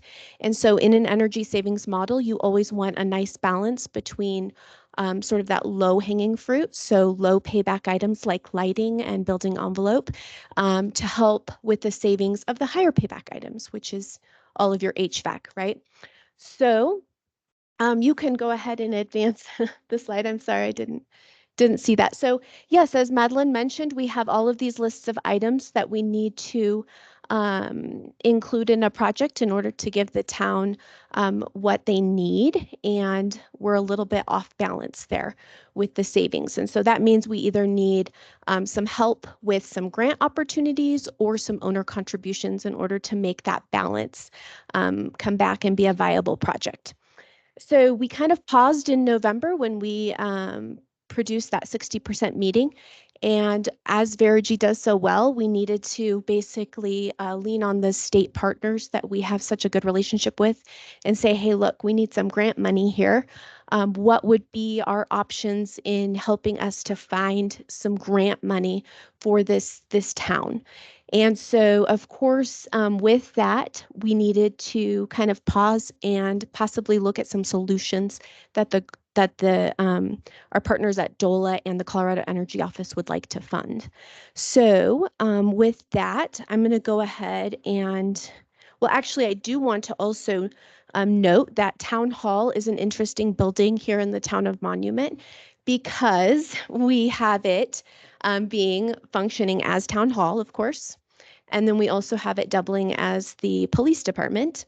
And then we also have it included in emergency operations. So it's also designated as an EOC, an emergency operating center, where we would have comms coming out of here for emergency situations.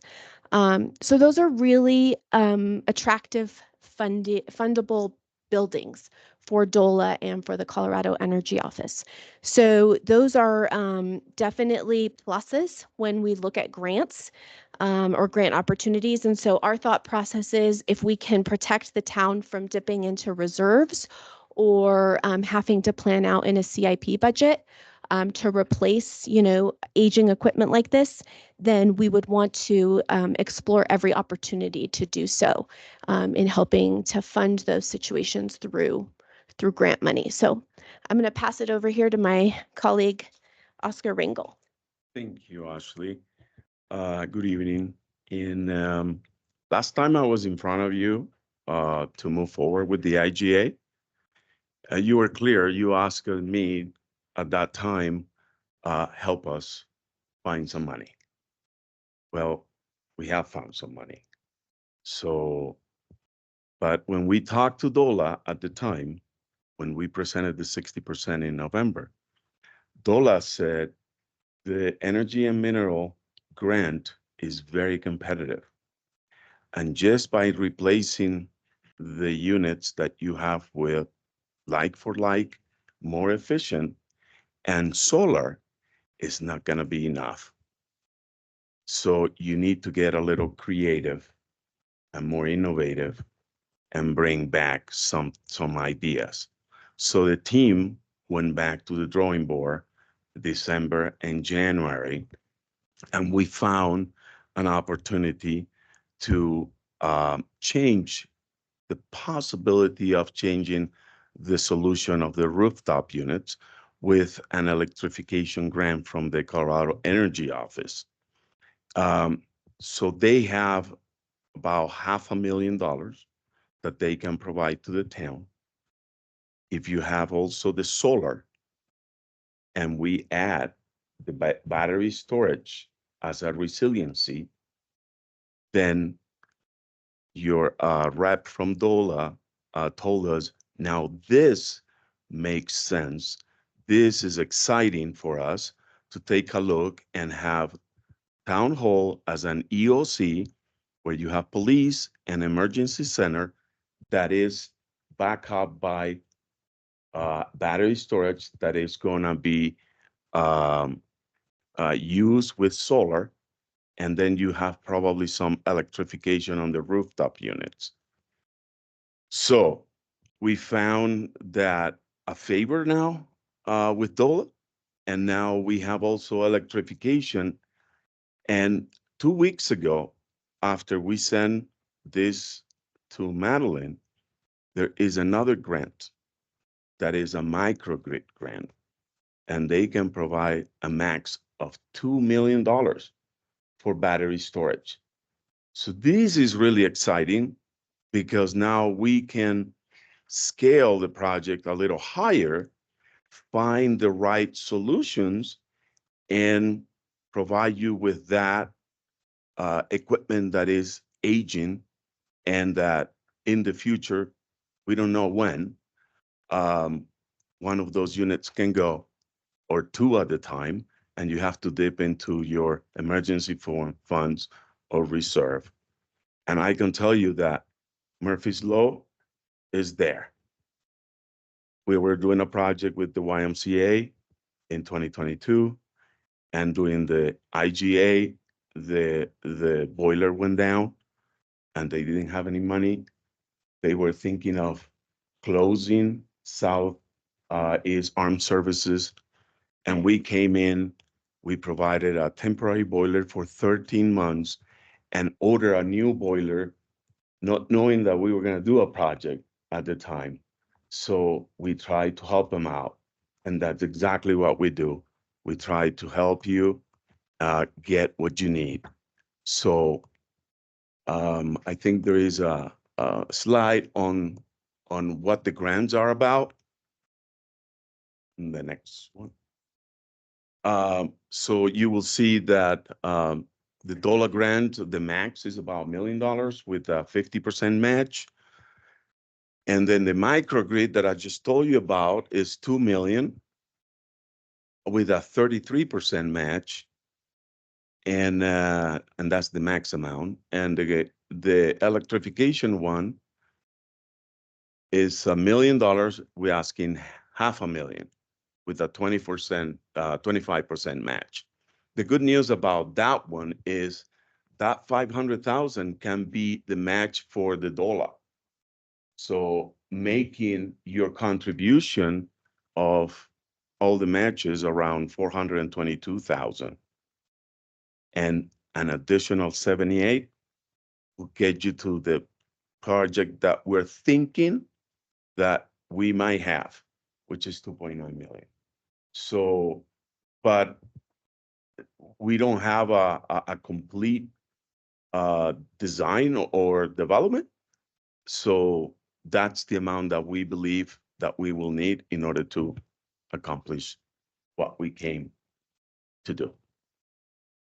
So with that, all we're asking today is to help us just move forward and continue to develop this exciting project. And we will probably apply, if you so kind approve this, we will apply for the dollar grant April 1st, and we should know by June, the end of June. The other one, which is the electrification one, is a rolling grant, so we can apply anytime. So we will apply as soon as possible. We just want to get those letters saying you have been approved, you have the money. And then we will have to come back, if you approve those two, for a resolution to the microgrid grant too. So, and with that, that's what we're asking tonight. Thank you. Thank you. Well, I've got a lot of questions. Sure. Okay, so I had one question already jotted down, but you stated in here that you'll be at 90% after July 1st. When do you hit 100%? Could you pause in November? You said it's 60%, right? We pause in November, yes. So we are still technically in 60%. Sure. And so 90% at July 1st, when is it 100%? Well, if you approve the 90%, the other 10% is months later. Okay. I heard reserve mentioned a couple times, and that that makes me sort of shudder up here. Mhm. So where is this money coming from? This $500,000, and is overall the cost of this project, this 2.9 million, is that inclusive of the labor to put all this new? It is a turnkey project. Okay, and we've got roof space for solar. That's going to totally screw up people's sunbathing spots, right? Yeah. Okay, so is the point to tap into reserves for this? No, that's one thing that he was using. That's currently, like, we showed all of our equipment's out of date, and we could have to replace it tomorrow if it goes down. And so we don't have any funding for that. So what we would come back to the council for is to ask you to budget for this for 2025, because I don't think we're going to do this project this year, right? If we apply for the grants, we'll probably start in 2025. If Because you're going to be you only need 500 projects, Mhm. We can have, we discussed possibility of breaking it 250,000 for a loan. Mhm. For the lease purchase, and the other 250, I was gonna see if it was feasible to do that. Right, but if we do the entire $2.9 million, Well, the grant will be. and so our part of that would Is 500. $500,000. And so would we be able to start the project before January 1st, 2025? Okay. But we wouldn't have to. Right. We wouldn't have to. So the plan would be to start in 2025 and put this in the 2025 budget. Okay. Questions, comments from the rest of the council? I've had mine answered. So the risk to wait to 2025 is potentially one or two of these units going out. And then Right. we have to, that's where you're talking, Oscar, where we have to dip into reserves because we don't have anything budgeted to, so I'll ask the ugly question. How many of these units can we do without replacing them and waiting to 24? Or do we need all, was it 15? Yes, they're all Okay. planned to be replaced. No, On I'm this saying build- if one of them goes, let's say, for example, Mhm.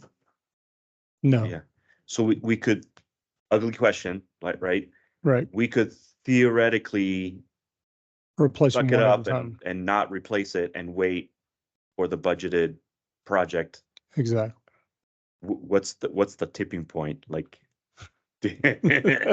like When we come in here. double up in layers. Yeah. What- I'm not- Yeah. What is do we have, I assume, I don't know if we do it with staff or a contract, but do we have regular ongoing maintenance of these units? Yes, we have a contract. Okay, and because I haven't memorized the entire budget, what is our annual cost for that contract? We typically spend, including the repairs that we have to make, anywhere between 10 and 25,000 a year if we have to make repairs on it. And that's without anything disastrous happening. Correct. Those are minor repairs that have Right. to be made to this. And I assume the new equipment has some form of warranty, Right. so we would not have to be making repairs for some period of time because they'd be covered under warranty. Yeah, and it's, once again, it's council's decision that if you wanted to budget it for 2024, we could do that if we got the grants. So it's really your decision on when you'd. Right, And then 250 for next year. right. And So the grant takes care of the rest, it's 500,000 out of the town and the rest is grant money. $2.4 million. we get approved. Of which we get all Assuming. three of them. Right. Yes. So, solar and battery have lifespans. And what is the lifespan? I mean, solar hasn't typically paid for itself in the long run, although that's getting better. But the batteries, that's the issue. What is the lifespan of On that? both the battery and the solar, you will also the federal government is giving today investment tax credit that is directly paid to the town. And that's about 30%. So whatever the cost of that solar, you get 30% back the year after you have energized the solar. The same with the battery. You get a 30% investment tax credit of the cost when the project is energized. So it's making it very attractive for the town because the cost is going down. So I'll give you an example. We just finished the installation of the city of Fountain, 1.67 megawatt on their substation. DOLA provided 1.35 million for that project, and their ITC credit potentially will be 950,000. You can do the math, and the return on investment on that is short. Sure. So with the grant, with the ITC, with the savings, you have a pretty good project. The solar, 30-year warranty on the solar. What about the battery? And the battery, I think it's about, yeah, Are 25. these lithium batteries or nickel metal hydride? I have to get back to you with that. Just curious. Yeah, so I just thought of something also, and I asked Mona if we could do this. We could use 2A funding for this also, because 259 houses our water department, part of our water department. So we could use 2A funding for this. So where would the batteries be stored? in Yeah, I was this thinking thing? of that too. They were gonna probably be underneath our. Right under the dais. Keep you warm in those cold nights. the body will be in this building. We don't have a design yet finished. So, but as soon as we have it, we'll come back to you and show you what we have. There goes the IT closet. You're gonna need bigger than an IT closet. Oh, I know. Actually, we'll just get rid of the bathrooms. Yeah, so And the bedroom, yeah. And the We bedrooms. don't have a bedroom. Quick question on the battery solar, because this is an EOC, power can't go out. And so when we get the next bomb cyclone, you mentioned We have a generator. Okay, so we have a generator. and Backup then- generator. But, okay. And then you also mentioned the electric, thank you, that one. Right. I'm ESL, honest. What's, how is it solar primary, battery backup, and then the electrification is back? for the equipment. Oh, okay, gotcha. Right. Okay, For the equipment. okay. So there is equipment right now, air source heat pumps that are electric with gas backup for cold weather. Okay. So we're looking at that technology right now. And there is other backups that they have. And because of the electricity is gonna go up because of the electrification, that's why we need the solar to offset that. Okay. So, Gotcha. Okay. and the solar also include a carport on, Yeah, there possibly could be a carport system which would maybe protect the police cars assets as You have well. the panels on top of that? Yeah. So that's perfect for hailstorms. Correct, yes. The cars are protected, but not the solar panels. The solar panels can take that hail damage, so they're I'm rated. holding you to that. Yeah, and we're also going to have pigeon proofing on the solar array. Per Mike. I know the police, even prior to Chief Regan showing up here, they've been wanting to protect the vehicles for Yeah. many years now, so that, if it comes with that, that's an added bonus. I will say, last night I was trying to figure out how we could do a solar Sally port, like a whole car unit, but I didn't get past that point of just the idea, but it crossed my mind. Are these panels that you're talking about for the parking stalls, is it a fixed panel or do they rotate and move with the, No, fixed. with the sun? No, they're fixed. They're fixed. It would be angled specifically for the most amount of sun as it moves in the skies. I asked that question because we just installed all over Fort Carson panels for parking underneath, Oh, and the array moves with the sun. It's calculated specifically for a spot, and the panel moves with the sun shifting from morning all the way to sunset. and your roof is tilted in a way that the angle is actually perfect. You have the angle of the east when the sun rises, then you have the angle of the south as it's moving, and then you have the angle on the west. So we are planning on doing it that way. So what about the payoff on this? I mean, what does it do to our monthly expenses as far as the energy bills go? That's something that we will have to bring to you when we finalize the analysis of the project. We will show you a cash flow for 20 years, showing the cost and showing the savings and how it should, with the contribution of the grants, you have a return on investment that is acceptable. Yeah, because for me, that's what it would be is, Yeah. you know. That's what through the investment. roadblock in November was the ROI was not what we needed it to be. And so we knew that we had to go out and get grants to be able to improve the ROI. Okay, any other questions? If not, then, so this is just for approval to go and get the grant. So is there a motion?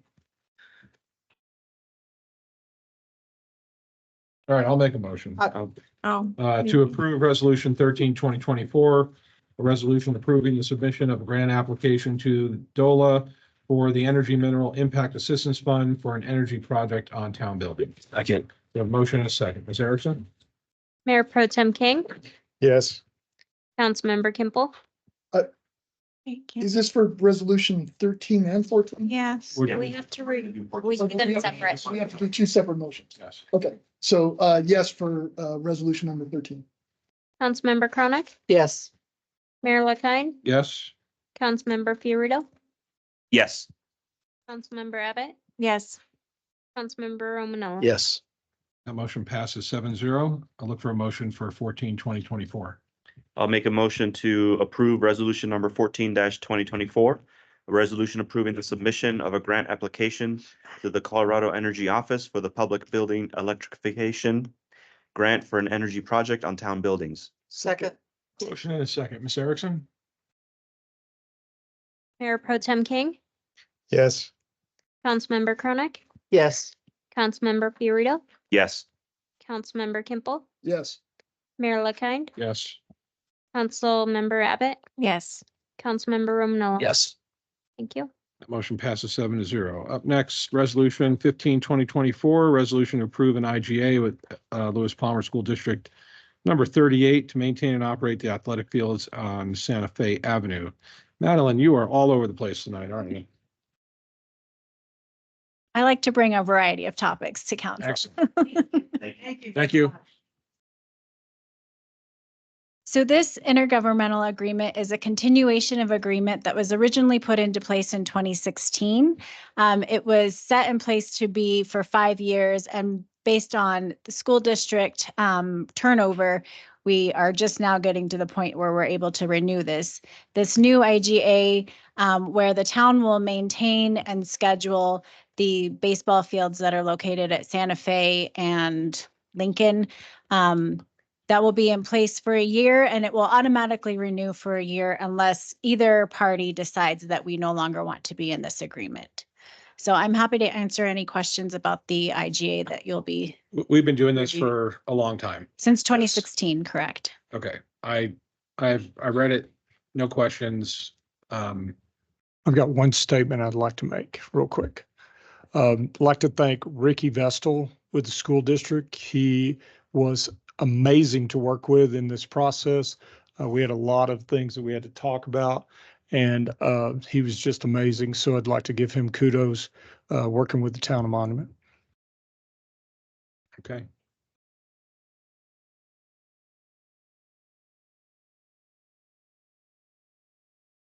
It's coming out of your pay.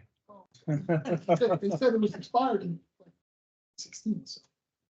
No, it was started in 2016. It was for 5 years and it just took us a couple of years to get it renewed. They kind of we kind of thought it was just automatically renewed, but then the school district wanted to bring forth a new IGA.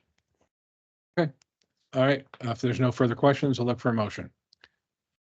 I'll make a motion to approve resolution number 15-2024, a resolution to approve an intergovernmental agreement with Lewis Palmer School District number 38 to maintain and operate the athletic fields on Santa Fe Avenue. A motion. Second. We have a second. Ms. Erickson. Councilmember Chronic, Yes. Councilmember Romanella. Yes. Mayor Pro Tem King, Yes. Councilmember Kimple, Yes. Mayor LaKind, Yes. Councilmember Abbott, Yes. Councilmember Fiorito. Aye. Thank you. That motion passes 6 to whatever, 7-0. 6 to aye. 6 to aye. Next up, resolution 16-2024, resolution approving a contract modification with FHU for professional engineering project design services for the Public Works Department. Hello. Hi. I'll be reclassified. Well, these are all kind of coming back full circle, again, to talk about, Jeremiah Reichert, Public Works Assistant Director. Going to talk about Jackson Creek Parkway, or kind of internally known as, I think you refer to it as Jeremiah's Critical Path. It's on his review. Well, we're getting into the component of this where this is really the town's, frankly, the largest CIP project that Public Works has put on in terms of transportation related projects. So it's a big project for the town. Obviously, there's a lot of moving parts. There's, you heard earlier tonight about the section that Classic Homes has been responsible for in terms of design and construction. So we're going to talk about specifically picking up from Fat Tire and working to the south towards Higbee. There's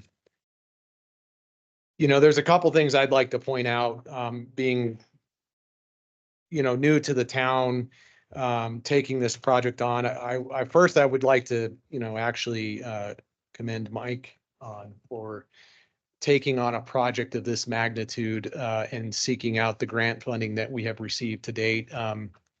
It's quite impressive in terms of getting to where we're at and where we're going with the amount of grant monies that we have received, and we're continuing to seek out those opportunities, where they avail themselves. But so I got to say good job on that, Mike.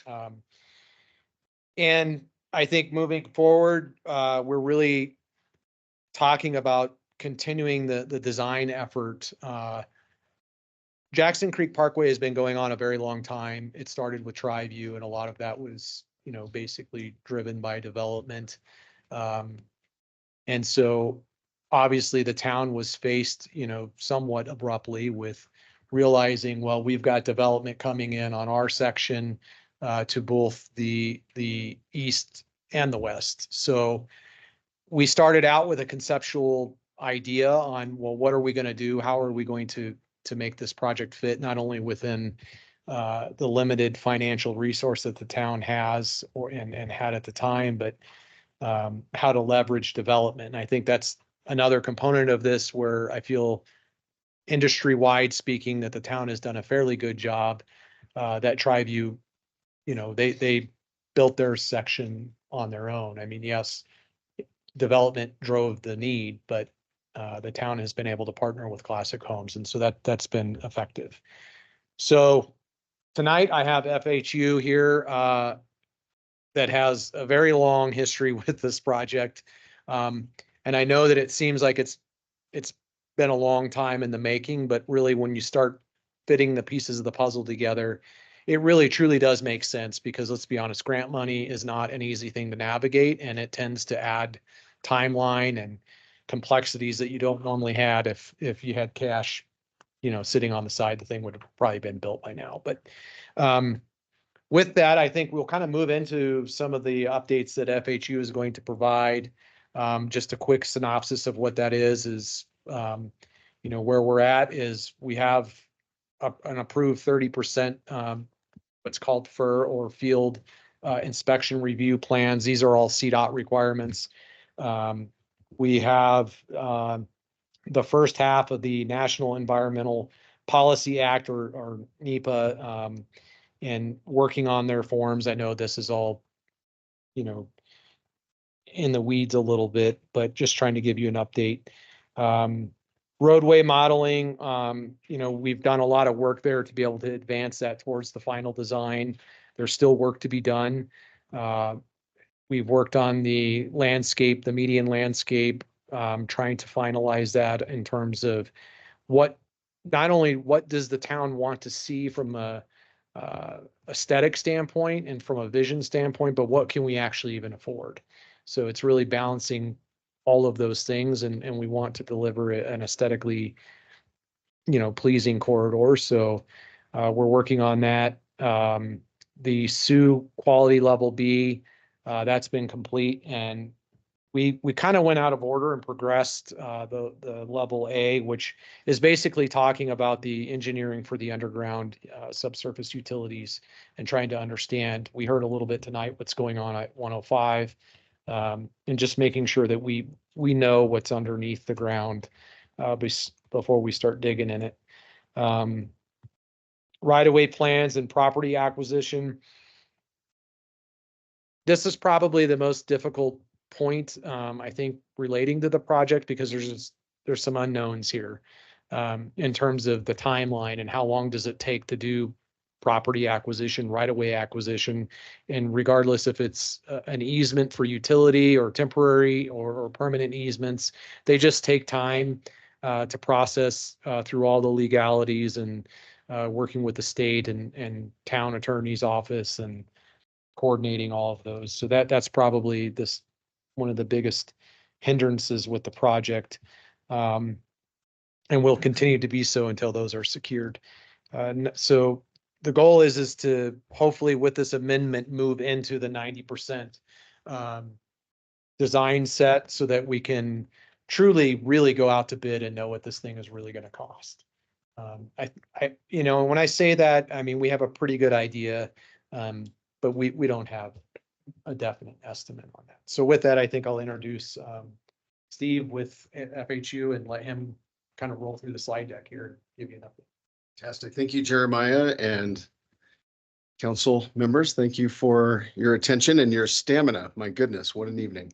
So, so I can make this quicker, or I can also slow down and go through any detail that you would like to see. You've seen a lot of this. I know, Mayor, you've seen some of this presentation. Some of it is new.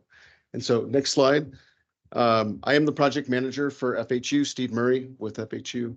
However, I am one of many on this project. Mike Foreman's been at the helm leading the project, Jeremiah, Greg, and many others. Tom Martinez has been a part of it, but it's also a multi-jurisdictional project where you have Tri-View Metropolitan District involved, El Paso County, and CDOT has been mentioned. So very collaborative. You've also seen how it's been parceled up where you've got Classic doing a portion, we're doing a portion, you got Tri-View doing a portion.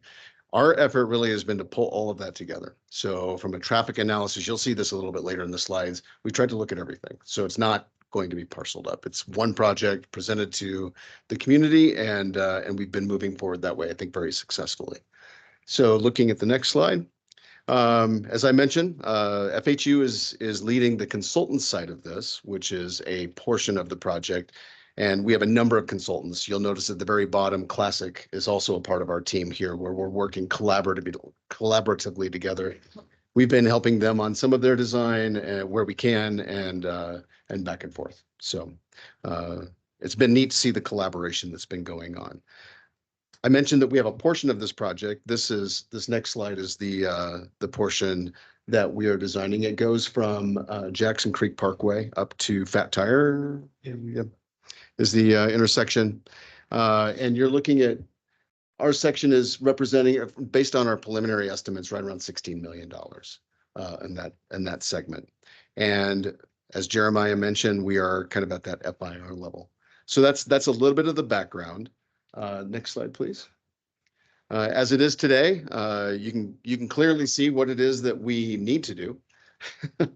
and today we just need to extend that complete the job really that has been going on for quite some time.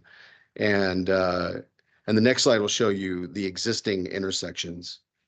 And so with these intersections, you can see there's a couple of failing movements as you get up to the 105 area. But most of the intersections are operating at a C or B level of service, which is acceptable. Level service D is kind of your target. Anything above that is operating at an acceptable level. That's with existing traffic. Now, what happens when you add all the additional traffic that we're looking at into 2045? And so that's why, next slide, please. We are looking to then extend these lanes forward. This is a rendering that we did very early in the project that simulates it somewhat. This is not exactly what our final design looks like, but you get the idea that we're extending these lanes. Let's take a look at all the intersections. And this is where we've been, next slide, please, where we've been looking at not just Higbee, but all the way up to 105. And how are all these signals going to operate together? This is 2045 traffic. And all of these signals, again, are operating well above level service D. They're all at C's and B's all the way through the corridor. And so it will handle the traffic, even with the additional volumes, as well as the additional access points. So that's the idea of the project. Next slide. To show you the typical section. I don't think this is new, but we are adding sidewalks on either side, bike lanes on either side. This is a complete streets design. We have dark sky lighting in the median with a nicely landscaped median that we've had some help with along the way from the town of Monument as well. And the next slide will show you some of the great ideas that are going to be brought forth into the median. And this is kind of a gateway into the town of Monument. And I know that it was important for Mike that this looks nice as you enter in. And so there's been some extra attention there. And then the next slide, this gets into our schedule. So where are we? Here we are we're looking at getting into final design in Q2 of 2024. It's not going to take us very long to wrap up final design. We have a set of 30% plans. Our modeling for this roadway is probably at 80 or 90%. We just need to get that into the plans with the new utility information, do property acquisitions, which will just be easements. There's going to be some slope easements and possibly some utility easements once we actually understand the XYZs of the utilities underground. And so those decisions will then help us to then move to the final stage, and we should be ready in Q1 2025 for construction, depending on funding. So that is the schedule. The next slide, I'm not going to go over in detail. This was our process from the very beginning of the project. We kind of have a ready, set, go. Ready was, let's discover what it is that we're going to design. Set, let's take it to the design stage, get to the FIR, the field inspection review, 30%. And that's kind of where we're at right now. We've paused there because we needed, what we've identified is the original project had estimated the project to be about $10 million. They estimated that it would take a year or two. The duration has extended. The amount has increased over the original assumptions. And it's just because our world has changed since that time. And I think they were reasonable assumptions from the very beginning. It's just that everything has cost more. I wish I could change that, but I can't. So what is it going to take now, next slide, to complete this project? So I mentioned the original contract. It was October 4th, 2021 to December 31st of 2022. It was a $10 million assumption. And just let's get this thing going. Our original design fee was right around $966,000. And then if you can click on that, the next piece will show you kind of where we're at now. The duration is going to go to Q4 of 2024, hopefully right before we go to construction. We now have an estimated cost of 16 million rather than the 10 million for that segment. And therefore, the modified fee is increasing $754,000 to the project to wrap everything up.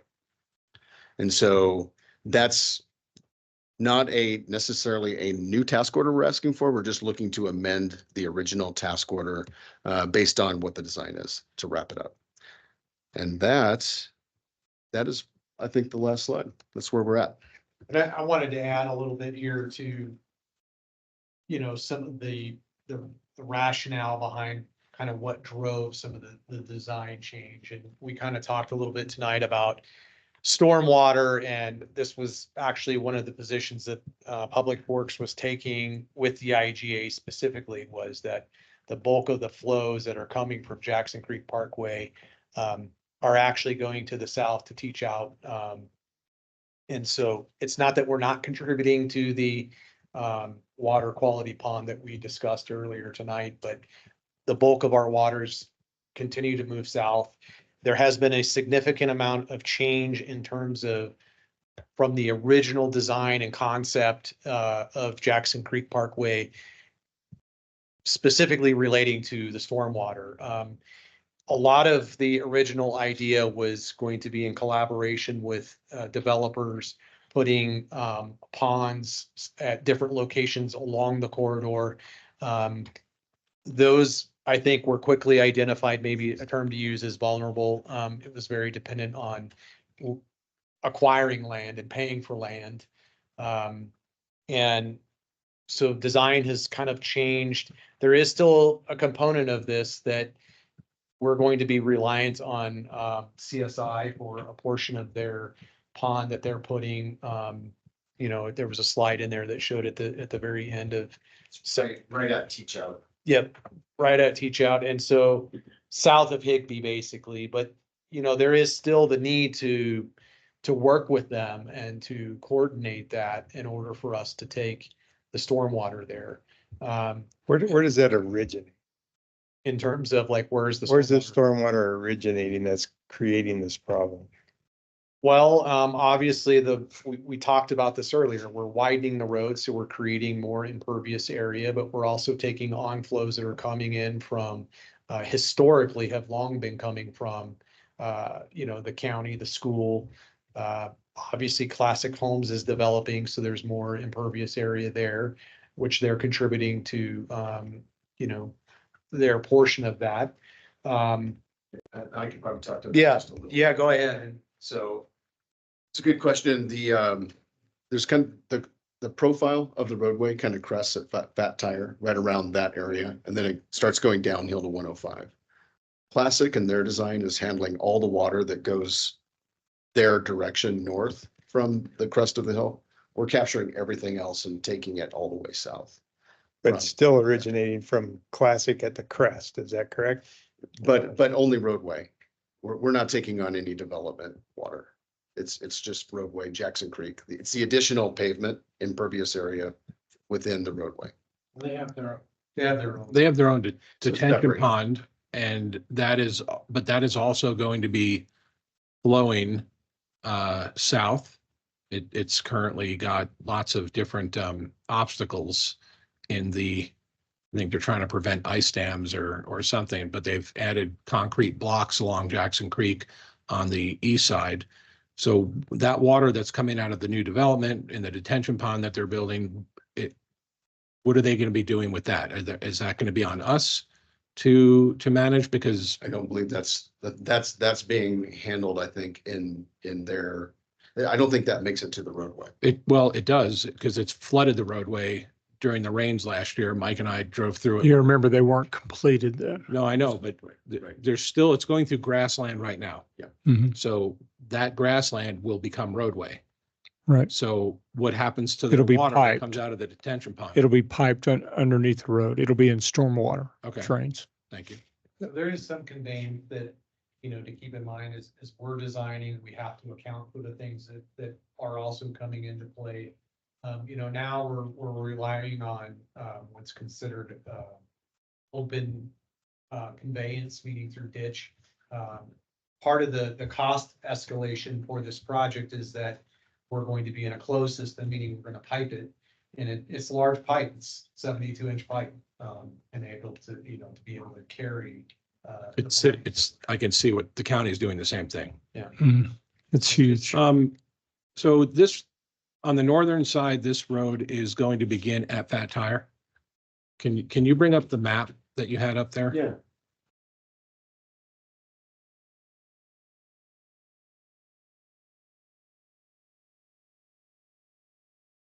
And while we're doing that, Jeremiah, just to, Yeah, keep going, just to keep going. clarify the cost and everything like that, we haven't talked to CSI yet about their involvement in the improvement of Jackson Creek Parkway Yeah, yet. so that's gonna roll into my question here. Right. So Fat Tire is sort of in the middle of Classic's development. There's roads that are indicated, and I can't tell what the names of them are, because one, you've got the $16 million dollar box over one of the roads, and then there's another one that loops up to the would be the west, Right. and connects, or does it not connect? I don't know. But why is Classic not covering the roadway development that covers their entire area? Why would we be stopping at Fat Tire and not continuing to the next road to the south, which is also theirs?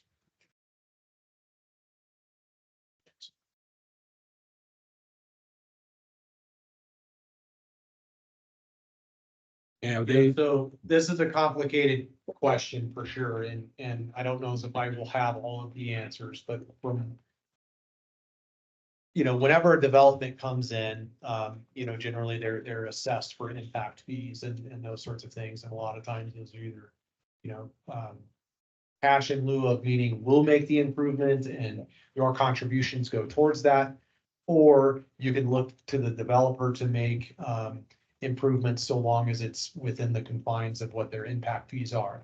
The challenge with this project in particular, will bring me back to the very beginning of this conversation, was the town realized early on that they did not have the free capital to basically go out and build this very large project at the current time. And there was no pausing that, because development was coming. I mean, it was definitely in the forecast. So the best solution at the time, and I do believe that it was the right decision, was to go after grant monies. So this is where it gets challenging, is that in order for the portion that Classic is working on, and because there was so much involved with their development and the intersection, the involvement with the county and the CDOT and that intersection, they needed to make those improvements more quickly than what the town was able to progress our section of Jackson Creek Parkway. But that had its drawbacks, because that would then, if we were to take the whole thing on, it would have required to federalize the whole project, very similar to what our section of the project is federalized. So there's a lot more strings attached to it, a lot more just different processes and requirements and submittals, and therefore it would have significantly delayed the construction that's happening at 105 to get that. Okay, Tanner, let me continue down my path here. So I get that. The lot between the YMCA to the north and the lot to the south are both owned by CSI. Right. I fully expect that at least they're going to be contributing to the lanes, because there's nothing we can do about the high school at this point. We can't force the YMCA to contribute. And I look at these numbers and they're pretty shocking. $6 million in the span of when we started this whole thing a year and a half ago.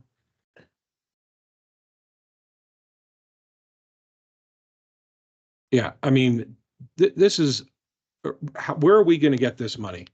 This is let me make sure, this is not $6 million over the last 4 or 5 months. When was that $10 million estimate? The $10 million estimate, this started in 2021. Right. Okay, so it's a couple years. Yeah. But there's It's a lot of still- things that have happened. You have inflation, and I don't mean to cut you off, Mayor. I wanted to, first of all, talk about, yes, you are correct that CSI does have land Mhm. on either side of this. When they come in to develop, from my understanding is when they submit their plans, they will be assessed an impact fee, so we will recover some funding back. We should recover all of the funding back. The that- problem for their is, area. we need to build now because of the capacity concerns that we're faced with Classic Homes coming in. The development to the south of Higbee Road has already been done. There's potential looming development that's happening at Higbee and at that intersection. And so we have to widen the roadway, right? It's come to that point. So And where is this money coming from? We're still applying for more grants. So we're still attempting to get more. We've got $9 million in grants today. And so we want to attempt to get more. If not, we're gonna have to come back and talk to the council about how to pay for it. Because you need 700, tonight you want us to approve 754,000 uptick. We have grants for that already. well, Be able to and pay for we, that. yeah, so on the last page of my memo, it kind of breaks out, essentially the monies that that we're going after in terms of some of it hasn't started. So you're going to see at the bottom there, this 659,000. Can you give me a page number? Well, It's page 2. yeah, page 2 of my memo. After justification synopsis. Yep. We've received a lot more grant money than we've put into the project. So yes, there's a $16 million price tag on the project. But the town is not going to be paying for all of that. Again, it's kind of like what Verigy was talking about, where we have to contribute a certain amount of money in order to qualify for the grants. And we're continuing to seek out, more opportunities for grants.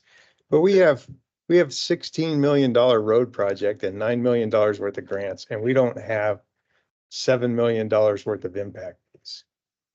And that's the part that concerns me, because one of the things that I do when I make my decisions is I look at the Colorado Land Planning and Development Law Guide. And I'm sure you're familiar with that, Mr. Cole, because that's pretty popular.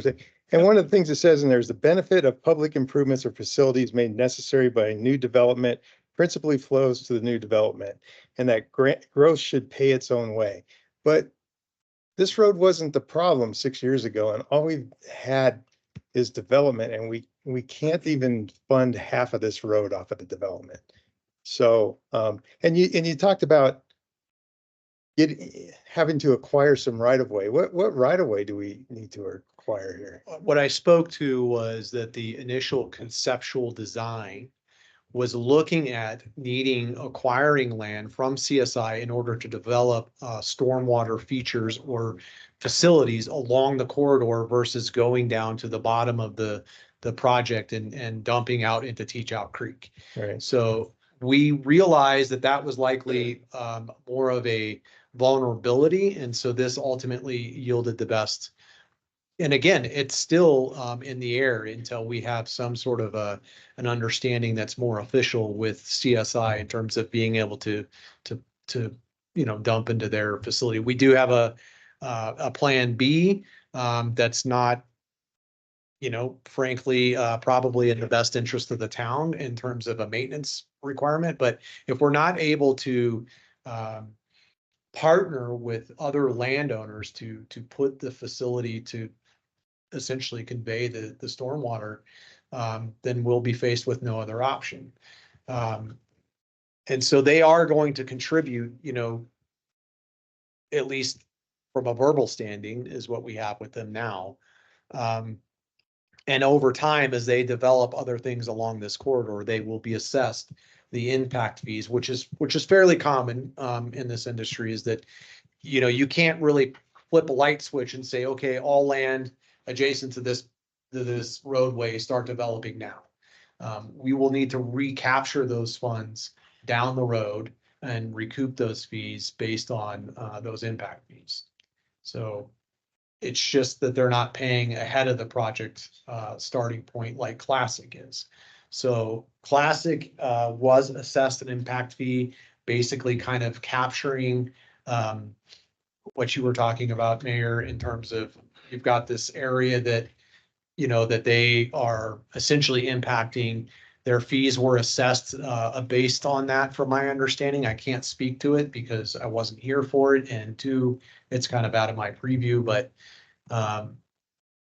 you know, they are putting forward a significant amount of what I would say contribution. And I think more importantly, that I feel that what Classic has taken on is frankly a lot of liability on Highway 105 that the town would otherwise be doing.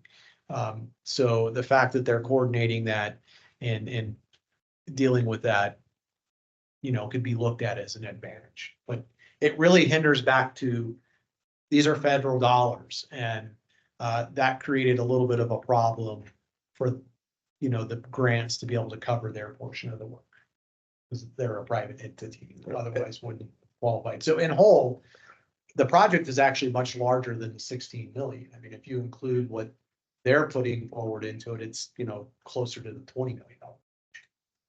What do we anticipate recovering for those two portions of land that CSI has?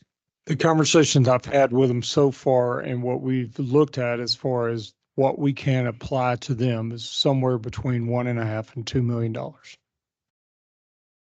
Also based on what they develop. Right. And those are how the impact fees are assessed to them. So determining, you know, what they're going to develop in there will ultimately dictate what we cover from an impact. It seems like there's a lot of profit that leaves the town, but the taxpayers get stuck with the bill. And I don't know, perhaps we need to revisit our impact fees or something, because it seems like if we have half this money, we should be able to have the rest out of just what development is like. All right, well, so Impact. so the question is, where are we gonna get the 750,000? So We've a lot got of that grants. Is Yeah. grant money. So we're approving you to spend grant money that you receive? Well, because there is a match component of that, and it's in the, I knew I missed that, but it's like in the $150,000 range. So we are currently, you know, under grant, and we can extend grants, but in order to do that, we have to process, you know, a new amendment. Basically, we kind of moved monies around from last year in order to continue forward with the SU, the quality level A, which would have been part of this amendment, but we decided to kind of, well, let's shift some money around so that we can get closer to that final design, and kind of got creative that way. But So if we approve this, we're going full steam ahead, and there won't be any more lapses that allow inflation to impact the project or whatever else is gonna come up. Material cost, I mean, you're saying $16,113,000 for this road. Whatever we recoup, we recoup. But yeah, you know, my expectation is that timeline is stuck to, and there's no more overruns. I mean, I'm really, in my opinion. Yeah, I make it clear that I want to make sure that is understood. So give me if I'm, you know, saying something that you're already aware of, but for FHU, what we're asking for is, you know, to amend their current contract to take us to final design so that we can go and get a more accurate assessment of what the actual construction is going to be. So all said, if you approve tonight to amend their contract or modify it, it will bring their contract to, and not to an exceed amount or contract value of $1,720,977. And that includes what has previously been approved, adding the $754,613 tonight, if so approved. That will take us to the ability to go out to bid truly know what our construction costs are going to be. Again, because grant money comes with strings attached. Initially, and I looked at this very hard to be able to basically piggyback onto the contractor that's already on site to limit the mobilization fees. CDOT or the state would not allow that. What? Because it's grant money, so it's the Because strings of that are attached. Davis that you Bacon, can't do is that what the Yeah, problem well, is? Davis Bacon, the whole project is Right. It's federalized. a low bid process. Yeah. So we fought very hard to. They could win the low bid. I mean, it's up to them. They could win. So we They could could, still come back. yeah, they could still use the same contract. We What- just what can't about- give it to them. What about the county? Are they contributing anything to this? I mean, It's a conversation we want to have. They're They're- contributing to the intersection at Well, 105. but I mean, they are developing just, Yeah, next to, that's the next to the high- conversation that we're waiting to have with them about stormwater. Because my concern is that a lot of the land to the east, including the school district, goes into Jackson Creek Parkway. And we're not assessing anything to the county. And so I want to have that conversation with the county. Well, and that water is gonna eventually make its way down to USAFA. Yes, and we've had that conversation with USAFA. We're actually applying for grants with USAFA to help alleviate some of the stormwater problems that they're having.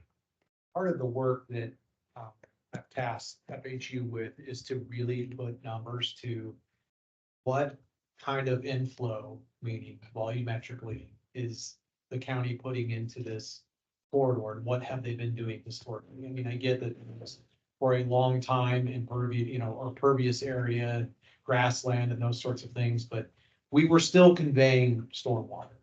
So I do believe that they have a contribution that they need to contribute to this project, but it's about coming with a strong argument and with data and information to have that argument. And as Mike was saying, we're going to be sitting down and having some serious conversations with them about that. So, And that's probably going to include some political massaging to so have that conversation. As you mentioned before, I think, as you mentioned before about another project, it may take some of our elected officials to talk to their elected officials.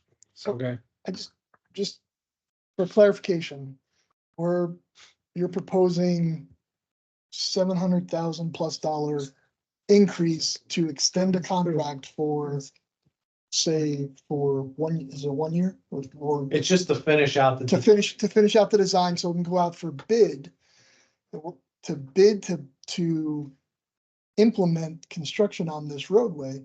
But yet we still, in the meantime, we have to figure out where we're gonna come up with probably $8+ million. Exactly. We've been looking. Related to that though, a little bit, is there any chance to make it is it a CMGC? CMG. Nope, we already tried. Really? Yep, we got denied. So That was an attempt. That would have been ideal. Yeah. Again, out of Project's the. actually a little bit small for a CMGC. Out of the- Councilmember Romanella wants to say. I'm looking at this and it is shocking and being this is all planning, I mean, you had all these JR Engineering, Hacksworth and all this before, right? And they all went up this significantly just in planning. I mean, this isn't doing anything. And you guys are 300 grand more in just your planning. I mean, It's design, yeah, yeah. But I mean, we haven't dug up a street. We haven't laid any pavement. I mean, I would not, please don't come back and ask us for another nickel. I'll tell you that right now. But that just seems insane. I mean, I understand materials. I understand tractors. This is just design and it's the same project. So I'm a little baffled by it. $16 million project. As of right now, that's what we're kind of understanding it. And you look at the percentage of the design associated that, it's really within what I would call the realm of normalcy, right? Like there's always a percentage of the project that's being allocated to a design, rather if that's for construction. So they are within line with that. I think the trick with this particular project is, understanding, again, the stormwater had a major impact on this in terms of what we initially thought when we walked out there and said, well, we know that Tri-View's already widened the road up to this point. We're gonna have to make, an attempt to widen this thing too.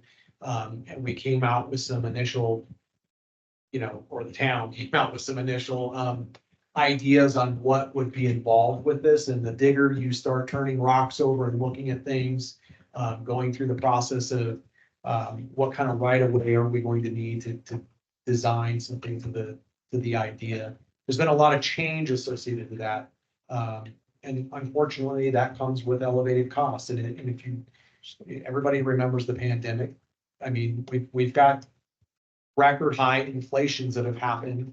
And it has impacted everybody. So 2 questions. One, 72-inch pipe, is it that much water flowing that it dictates a 72-inch pipe? The length of run. Yeah. Because It's because we're trying to get all the way down to teach out, and that's partly because we have a willing participant in a landowner versus doing eminent domain, trying to capture the amount of volume that we need to then Okay. get. And then number 2, for the town and Mona, have we looked at, or how do we get $8 to $10 million? So I'm going to take you back to 2018 when we started talking about this. We had $0 for this project dedicated in 2018. So, no, 10 million. It was 10 million. That was an estimate. That doesn't mean that estimate was correct. Yeah, exactly. So had this been estimated correctly, this would have been a $16, $20 million project. The fee would have been appropriate. Right. So we're really just trying to right size this right now. This isn't an overrun. So my point is, we had no money for this project that we knew we had to do. And so since then, we've acquired $9 million in grants. We're still applying for more grants. We're working with our partners. We're trying to get money from the county. We're trying to get money. We're going to get money from CSI. And so we're going to continue trying to go get money. Now, I may have to come to you and say, we're going to have to take out a loan or something like that to be able to pay for the rest of it. And so, we're working with our financial advisor right now to see how we pay for the rest of it. But as I said, in 2018, we had $0 for this project, knowing that we had to do probably a $20 million project. You got to remember, this is more than just a $16 million project. It's probably more like $21 million that we're getting another developer to pay almost $5 million worth of. Which that's what they should do. Well, I understand. Because they do it all over town. It seems like we're sort of taking it in the shorts as to how much other developers have developed as far as roadways go. You go to Flying Horse and all those improvements were made by them, and those are way bigger than 120 feet. But also, I would think if you went and looked at that, there's probably either a TIF or a PIF that is put on every sales tax, every sales that's made in that area that goes back to the developer to repay him for the improvements that he made. Yep, there's PIF. And it's I think it's 1.5%. Yep, I think you're right. 1.9. Paying a proportion to the impacts Yeah. fees that are established. And again, I don't want to speak to those because it's outside of my realm, but, and I, believe me, these same questions I've been asking myself when I took this position was, some of the very first questions was, well, what about these other developers? Well, they haven't come in yet, right? We don't have anything to assess them right now. But a lot have, and I hate to keep going back to this, but 6 years ago, this road wasn't even an issue. Now it's a traffic jam, and it's only because of new development. And again, I'm not blaming you. Yeah. I'm venting a little bit because we don't have any money for this other than grant money, and it should be, at least we should be able to recoup 50% of it just off the development. The development side of Higby. So Because they're adding to the traffic on Jackson Creek. they're assuming the traffic signal responsibility for Higby and Jackson Creek Parkway. Now, keep in mind, It was just in 2018 that from, I put it in the memo, you know, the section that Triview had widened. They did widen that, right? And so where we're at now, you know, fast forward, here we are with a bottleneck. And unfortunately, that sits in the town's lap right now. Yeah, but his point is there's going to be a lot of development south of Higbee. And they've taken those considerations from a volume standpoint that they've taken that into consideration for the design. So it doesn't. Yeah, but they won't, the impact fees. Their impact fees were go to Triview and were placed into the value of widening Jackson Creek Parkway south of Higbee Road. Right, no, I get that. Yeah, and we're only doing from We the, just happen to have two very large plots that never paid us anything. So when the Y went in, we didn't probably collect anything. exactly. And You've when got the school right went there. in, we didn't collect anything. And all the houses that get built in the county, we're not collecting anything. Exactly. And yet You're they're going to exactly- impact the roads, Is there any chance to do a PIF for all the commercial stuff going in? the 2 acres. There's Well- no, you could do a PIF for Jackson Creek Parkway. You could add another sales tax that just goes to roads that would pay Jackson Creek Parkway until it's paid off. You stole my idea off of Baptist Road. Okay. No, I mean, there's a lot of financial opportunities that our financial advisor will talk about if we get to that point. But, you know, Okay. the council's gonna have to give us direction. Yeah, I get it. I get it. All right, so Yeah. unless there's, I don't want to continue venting over this. And the money's coming from a grant and it's not coming out of our general fund or any other funds, right? I mean, we have $150,000. some money that's coming. It's like in the $100,000 range, and I can get you that number, but the bulk of this is still covered under grant. Right. In terms of what we're asking for tonight, the 700. And this is capped. We're capped now, the design part. Great. Okay. That, and I, you know, I always like to leave a little bit of a, you know, the back door or the back window open because I don't know what we're going to uncover in terms of, like I started off, the right of way for easements is a thing. There's still the Teach Out Creek component of this that's owned by CSI. If they say, nah, we don't want to play nice, we're gonna have to either figure out, do we go to plan B? Or do we look at some other avenue legally to take in order to secure? Well, if they don't play nice, it needs to be brought before the council. Absolutely. I mean, that you'll be, you know, some of the first to know, but just understanding that those are still some vulnerabilities that, you know, unfortunately, we don't know. All right, let's, So we can keep it in on, so we can keep this meeting to March 4th. I'll make a motion to approve resolution number 16, 2024, resolution approving a contract modification with FHU, a professional engineering and project design services for the Public Works Department. Second, do a motion in a second, Ms. Erickson. Mayor Pro Tem King, Regrettably, yes. Councilmember Chronic, yes. Councilmember Fiorito, Yes. Councilmember Kimple, I think only because we're already invested with it. Yes. Mayor LaKind, Maybe. Yes. Councilmember Abbott. Yes. Councilmember Romanella. Yes. Thank you. That motion. I would like to say thank you for hearing about all of it tonight. And thank you, Jeremiah. And FH, thank you. Yeah, that motion passes 7-0. Moving on to the final resolution of the night. Resolution amending and restating the town's contract and purchasing policy. Mr. Cole. So the need for this really kind of arose from several meetings ago when there was a discussion. And I don't remember what the contract was that was brought to you, but there was a discussion as to what you were approving. Are we approving the vendor? Are we approving the amount? Are we approving a contract? We don't have a contract in front of us. And as we went back and looked at the contracting and purchasing policy, it was a little vague on some of those questions. And so this is really intended to clarify that. And really boils down to sections 3 and 4.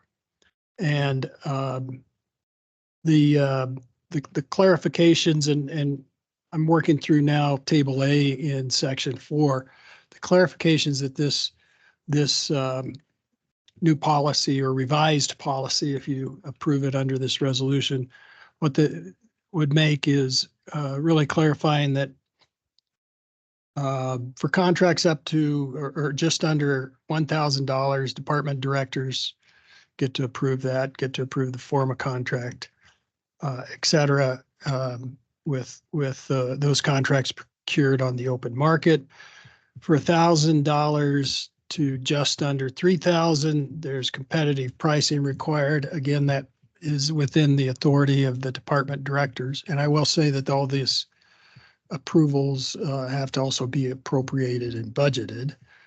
And then 3,000 to just under 5,000 requires comparative pricing. Again, approval levels at the department level. 5,000 up to 24,999.99 cents. That then goes to the town manager. And so town manager approves the vendor, approves the purchase amount, approves the contract. Where the real change comes into play, and there's clarifications that make those previous points I just stated, I think a little more clear. But the real change comes, or clarification, at over 25,000. In that case, requires a competitive bid process. The vendor has to be approved by council. The purchase amount has to be approved by council. The way this is proposed, though, is the contract form would be approved by myself and the town manager, and then signed by the town manager. That's a staff recommendation to make your meetings in part more efficient so that you're not reviewing contract forms. And I think it's also kind of more typical with municipal practice. I also have very small clients and their boards approve everything. So, I just put that out there on the table for you to consider, and would be happy to answer any questions. There is one change, though, that I will propose if you want to go forward with a motion to approve. Councilmember Chronic pointed out some confusing language in section 8. And if you look at the second line of section 8, second line, at least on my draft, it talks about contractors' bonds being required for the construction of any public building, and this is the language that's a little confusing, or the prosecution or completion of any public works. That word prosecution is in the statute that is quite old, and it does kind of make you scratch your head. Are we talking about prosecution in a criminal sense or what? So it copies the statute, but I think a clarification would be appropriate. So if anyone wanted to go forward with this, I would suggest the motion include the replacement of the phrase "or the prosecution or completion" with the phrase "or a course of action with a view to completion of any public works." Okay. I don't have a problem with the modification. As it stands today, when it's over 25,000, the contract comes to the council for review and signature. And do you want to modify it so that we don't see it any longer, the contract? That's the proposal, yes. It is really intended to be an efficiency thing, but if you want to see the contracts, we'll bring them to you. Because the presumption here is that we budgeted the amount for X, and once we've approved the expenditure for $5,000 and the town manager now is executing the budget plan, and he's finding a contract for 5,000 because that's what's budgeted. I mean, that's the presumption, correct? Well, Well, but I'm saying in that, It's mostly, you go ahead. it's mostly about seeing a contract or not. The money's not changing. The money approval's not changing. My tendency would be to leave the contracts in the packets. If we don't have a comment, we don't have a comment. But if somebody gets a second or third sets of eyes on it and has a question on it, it might not be a bad thing. That's just kind of off the top of my head, but my head's tired. It is a checks and balances thing for sure. Yeah, I like the trust but verify method. Yeah, I'm on the side of that anything over 25,000, especially if it's something that is not budgeted for, which there's really not language in here, to your point, about it being budgeted. True. So what if it's not in the budget and there's something that comes up that requires a contract to be signed over the authority that town manager has to spend? Yeah, and we could add that is statutory budget law, that you cannot sign a contract that hasn't been budgeted. And in fact, when it comes to construction contracts, you actually have to have in the contract a statement that it's been budgeted and appropriated. So yes, we could add that so everybody understands it and doesn't have to read the statutes, but it is already a requirement. I have one additional comment. This has nothing to do with Mike Foreman. This has to do with any generic town manager. You don't know what happens later. You don't know who's gonna come up later. 100%. I really think that you gotta make council accountable. That's my feeling. Well, like the way I see it is like it again, it's not a if it's there, it's there. If I see it, I see it. If I got nothing to say, I got nothing to say. It doesn't really, it's my time if I want to read it. You know what I mean? So it doesn't really cost staff any more time. It's just me reading it if I want to read it. If I don't, I don't. I mean, honestly, that's the bottom line. Believe me, you're not going to offend me if you want to look at these contracts. They're still going to go through, I think, the same staff process. Yeah, They exactly. won't That's have my to point. Until I've reviewed them, and I suspect Mr. Foreman's reviewed them. Exactly. And So then they'll be on your table. I don't think it's really changes a whole lot. Anyway, again. I know. And yet the contracts for over 25 would remain signed, signatures would not be at the council level, it would be with staff. Again, the way it's written right now would be town manager. And that again is mostly an efficiency thing when we get signatures and trying to run around and get the town sign. The manager's always here. But if you want the mayor to sign them or someone on council, we can do that. I just want mostly this policy to be clear, so we're not scratching our heads and in meetings trying to figure out what we should be doing. That's the biggest goal here. The way I see it is, and just not to again drag this on, we can kick it back to you to rewrite it. I don't think this is impending doom to do this right now. I don't care who signs it. Mike can sign it, the mayor can sign it. If it's more efficient for Mike to sign it, Mike sign it. If we've approved the money and it's in budget, I don't think there's anything wrong with throwing it in the packet. And if I want to read it, I want to read it. If I don't, I don't. That's it. It doesn't. That's it. That's the way I see it. No, I agree. And if we don't say anything, then you've got by our silence, the approval. Yeah. And we'll be voting on that spend anyway. Right. But I think for over 25,000, the council should see it. And I think we would ask for a vote on the approval of the contract form, so we have clarity on those issues when they come forward like that. And sometimes, you're going to see it twice because we want to know that you like the recommended vendor or you pick the vendor, you approve the amount, and we may not work on the contract if those points are unclear because we won't spend your money on the contract till we know that you bought off on it. So we will come back then with a contract to get your approval. that make sense? Yeah. So you want to table this until you can rewrite it? Yes, please. Okay. So I'll make a motion to table resolution 17/2024, a resolution amending and restating the town's contract and purchasing policy. Second. We have motion and a second to table. When do we want to table it to? How much time do you need, Mr. Cole? It's up to Mr. Cole Yeah. to tell us how long it's going to take for the modifications. I'd like to go to the first meeting. Good to go?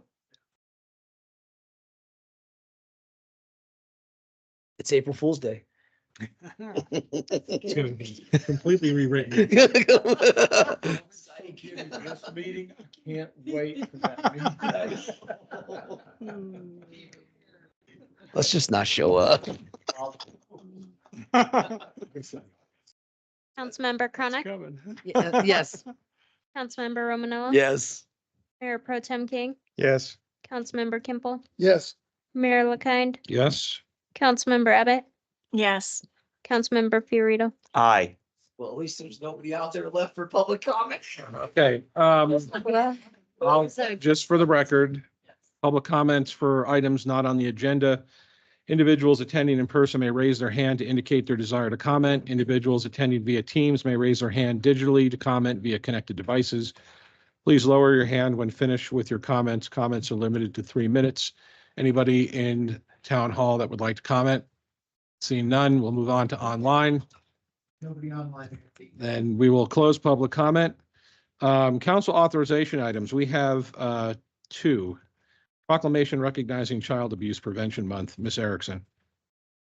I have been asked by the El Paso, hold on, I can't think. Hold on. The El Paso Department of Human Services for them to present a proclamation on the first meeting in April for child abuse. And one of us will read it. Thank you, Mr. Fiorito. That's great. Thank you for volunteering. Okay. And then you have the next one too. And then I have the Pikes Peak Library District asking to have a proclamation for National Library Week, the same meeting. Excellent. Good. Okay. Thank you. Okay. Anybody with council comments? Yes, I have a question. Oh. So tonight we did one workshop or brief. We had 3 presentations, 2 ordinances, 6 resolutions, and 2 council authorization items. I thought a while back, like last year, that we said that we were going to limit how many resolutions and how many ordinances that we were going to have at each meeting. I think that was public hearings. I think it's public hearings. We can only have 2. Yeah, that's true. 2 public hearings. I was just, And if you want to direct me to limit those, we're gonna have more meetings because we've got to do town business. We're not having more meetings. Yeah, so we got to do town business. We got to get these things done. And that public hearing requirement or limitation only applies to land use cases. So if you have other public hearing needs, you can have more than 2. Yeah, You're not we have heavy limited. public heavy public hearings, limit the presentations. If you look at the resolutions, these are time sensitive. Right. To be able to get playgrounds built, roads built, stuff like that. So they're all time sensitive. Okay. Yeah, we gotta do what we gotta do. Yep. That's what we signed up for. So. I didn't disagree, but we lost our audience. Well, that's gonna happen. Executive session. Yes, executive session is next. We'll be staying here for executive session and I believe we will need to not adjourn in we'll have to come out of executive session. So who has the recorder? You want to? So we first need a motion in public meeting to enter. I move to move into executive session pursuant to 24-6-4024A CRS and 24-6-4024E CRS concerning the purchase, acquisition, lease, transfer, or sale of real property, and to determine positions relative to matters that may be subject to negotiation, developing strategy for negotiations, and instructing negotiators. Second. We have a motion and a second to move into executive session. Ms. Erickson? Councilmember Chronic, Yes. Councilmember Romanello, Yes. Mayor Pro Tem King, Yes. Councilmember Kimple, Yes. Mayor LaKine, Yes. Councilmember Abbott, Yes. Councilmember Fiorito. Aye. I'm gonna smack him. The motion passes 7-0, and there's going to be smacking involved. There'll be no physical violence.